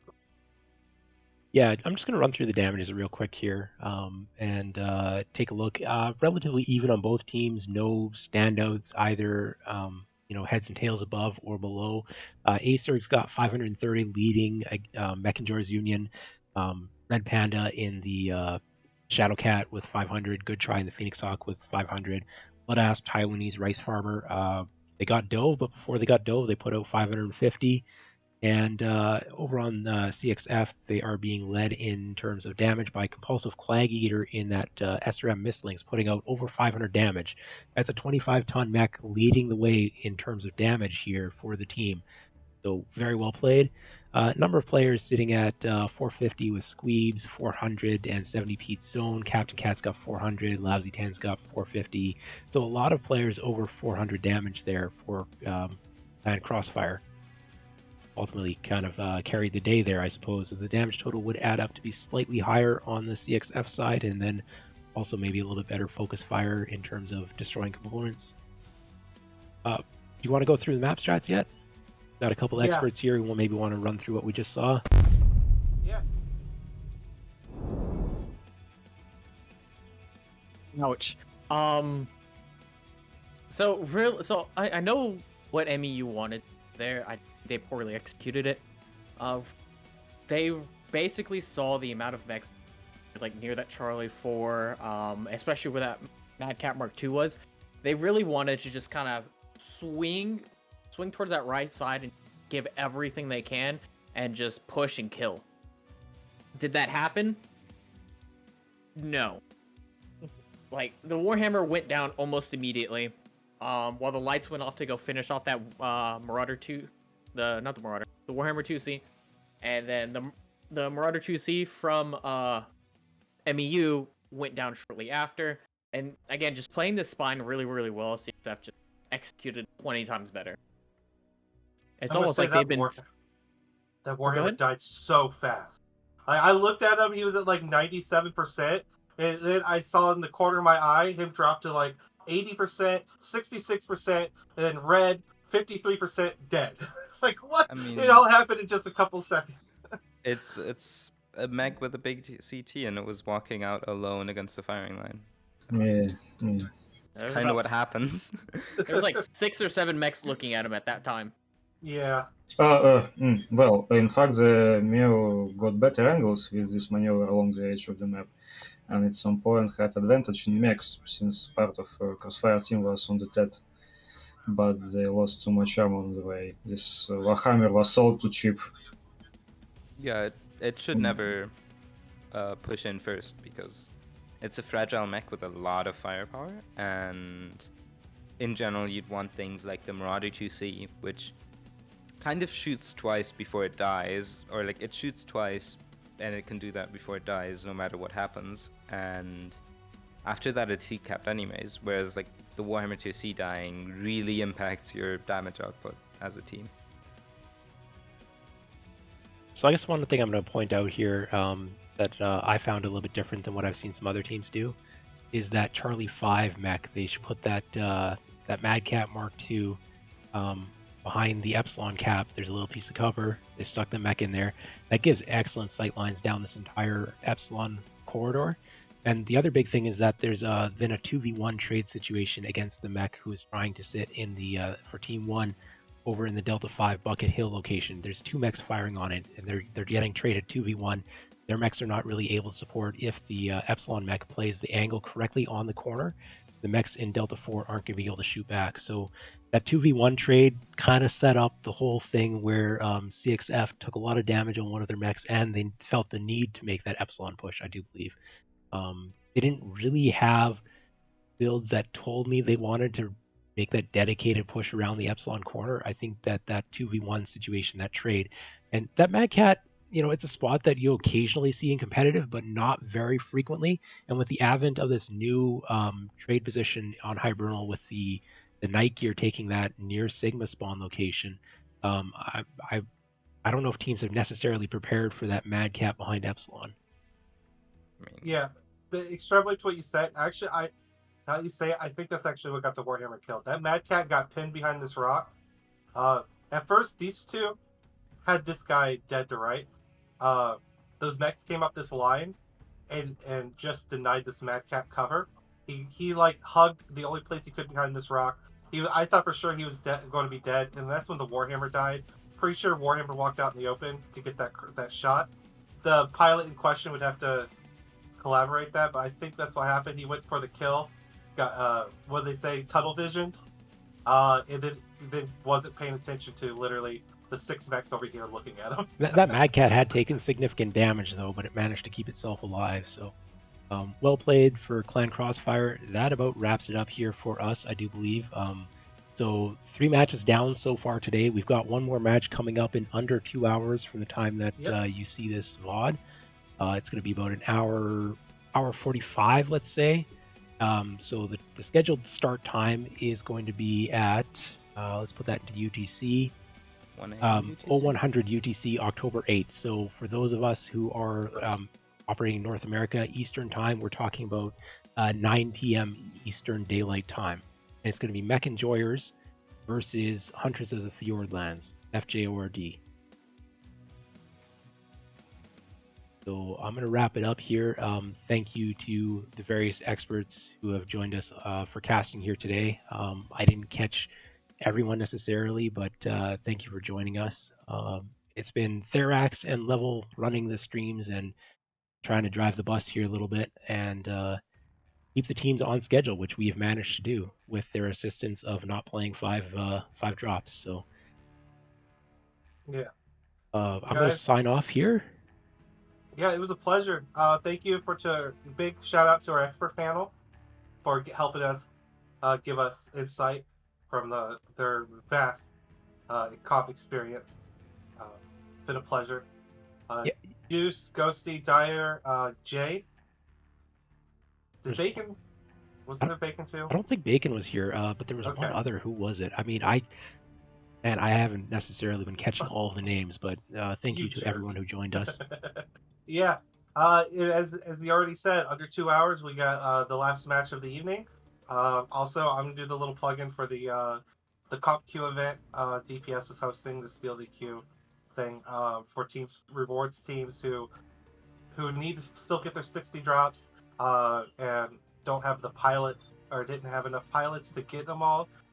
There'll be plenty of people who will be willing to, you know, to swap teams and stuff now that roster's unlocked to help fill in for teams who need it to get their 60 matches, and hopefully with that much intermingling between teams, things are more interesting and more even. So that's happening in an hour. Yeah, CompQ's still open for another what is it, 3 weeks. So if you are This not week, on a next comp week, and the week team, after. there's still time. The rosters are unlocked. You can form a team. You can look on the MWO comp Discord to find a team, and hoping that get as many teams as possible playing comp, getting their matches, getting their rewards, and having a good time.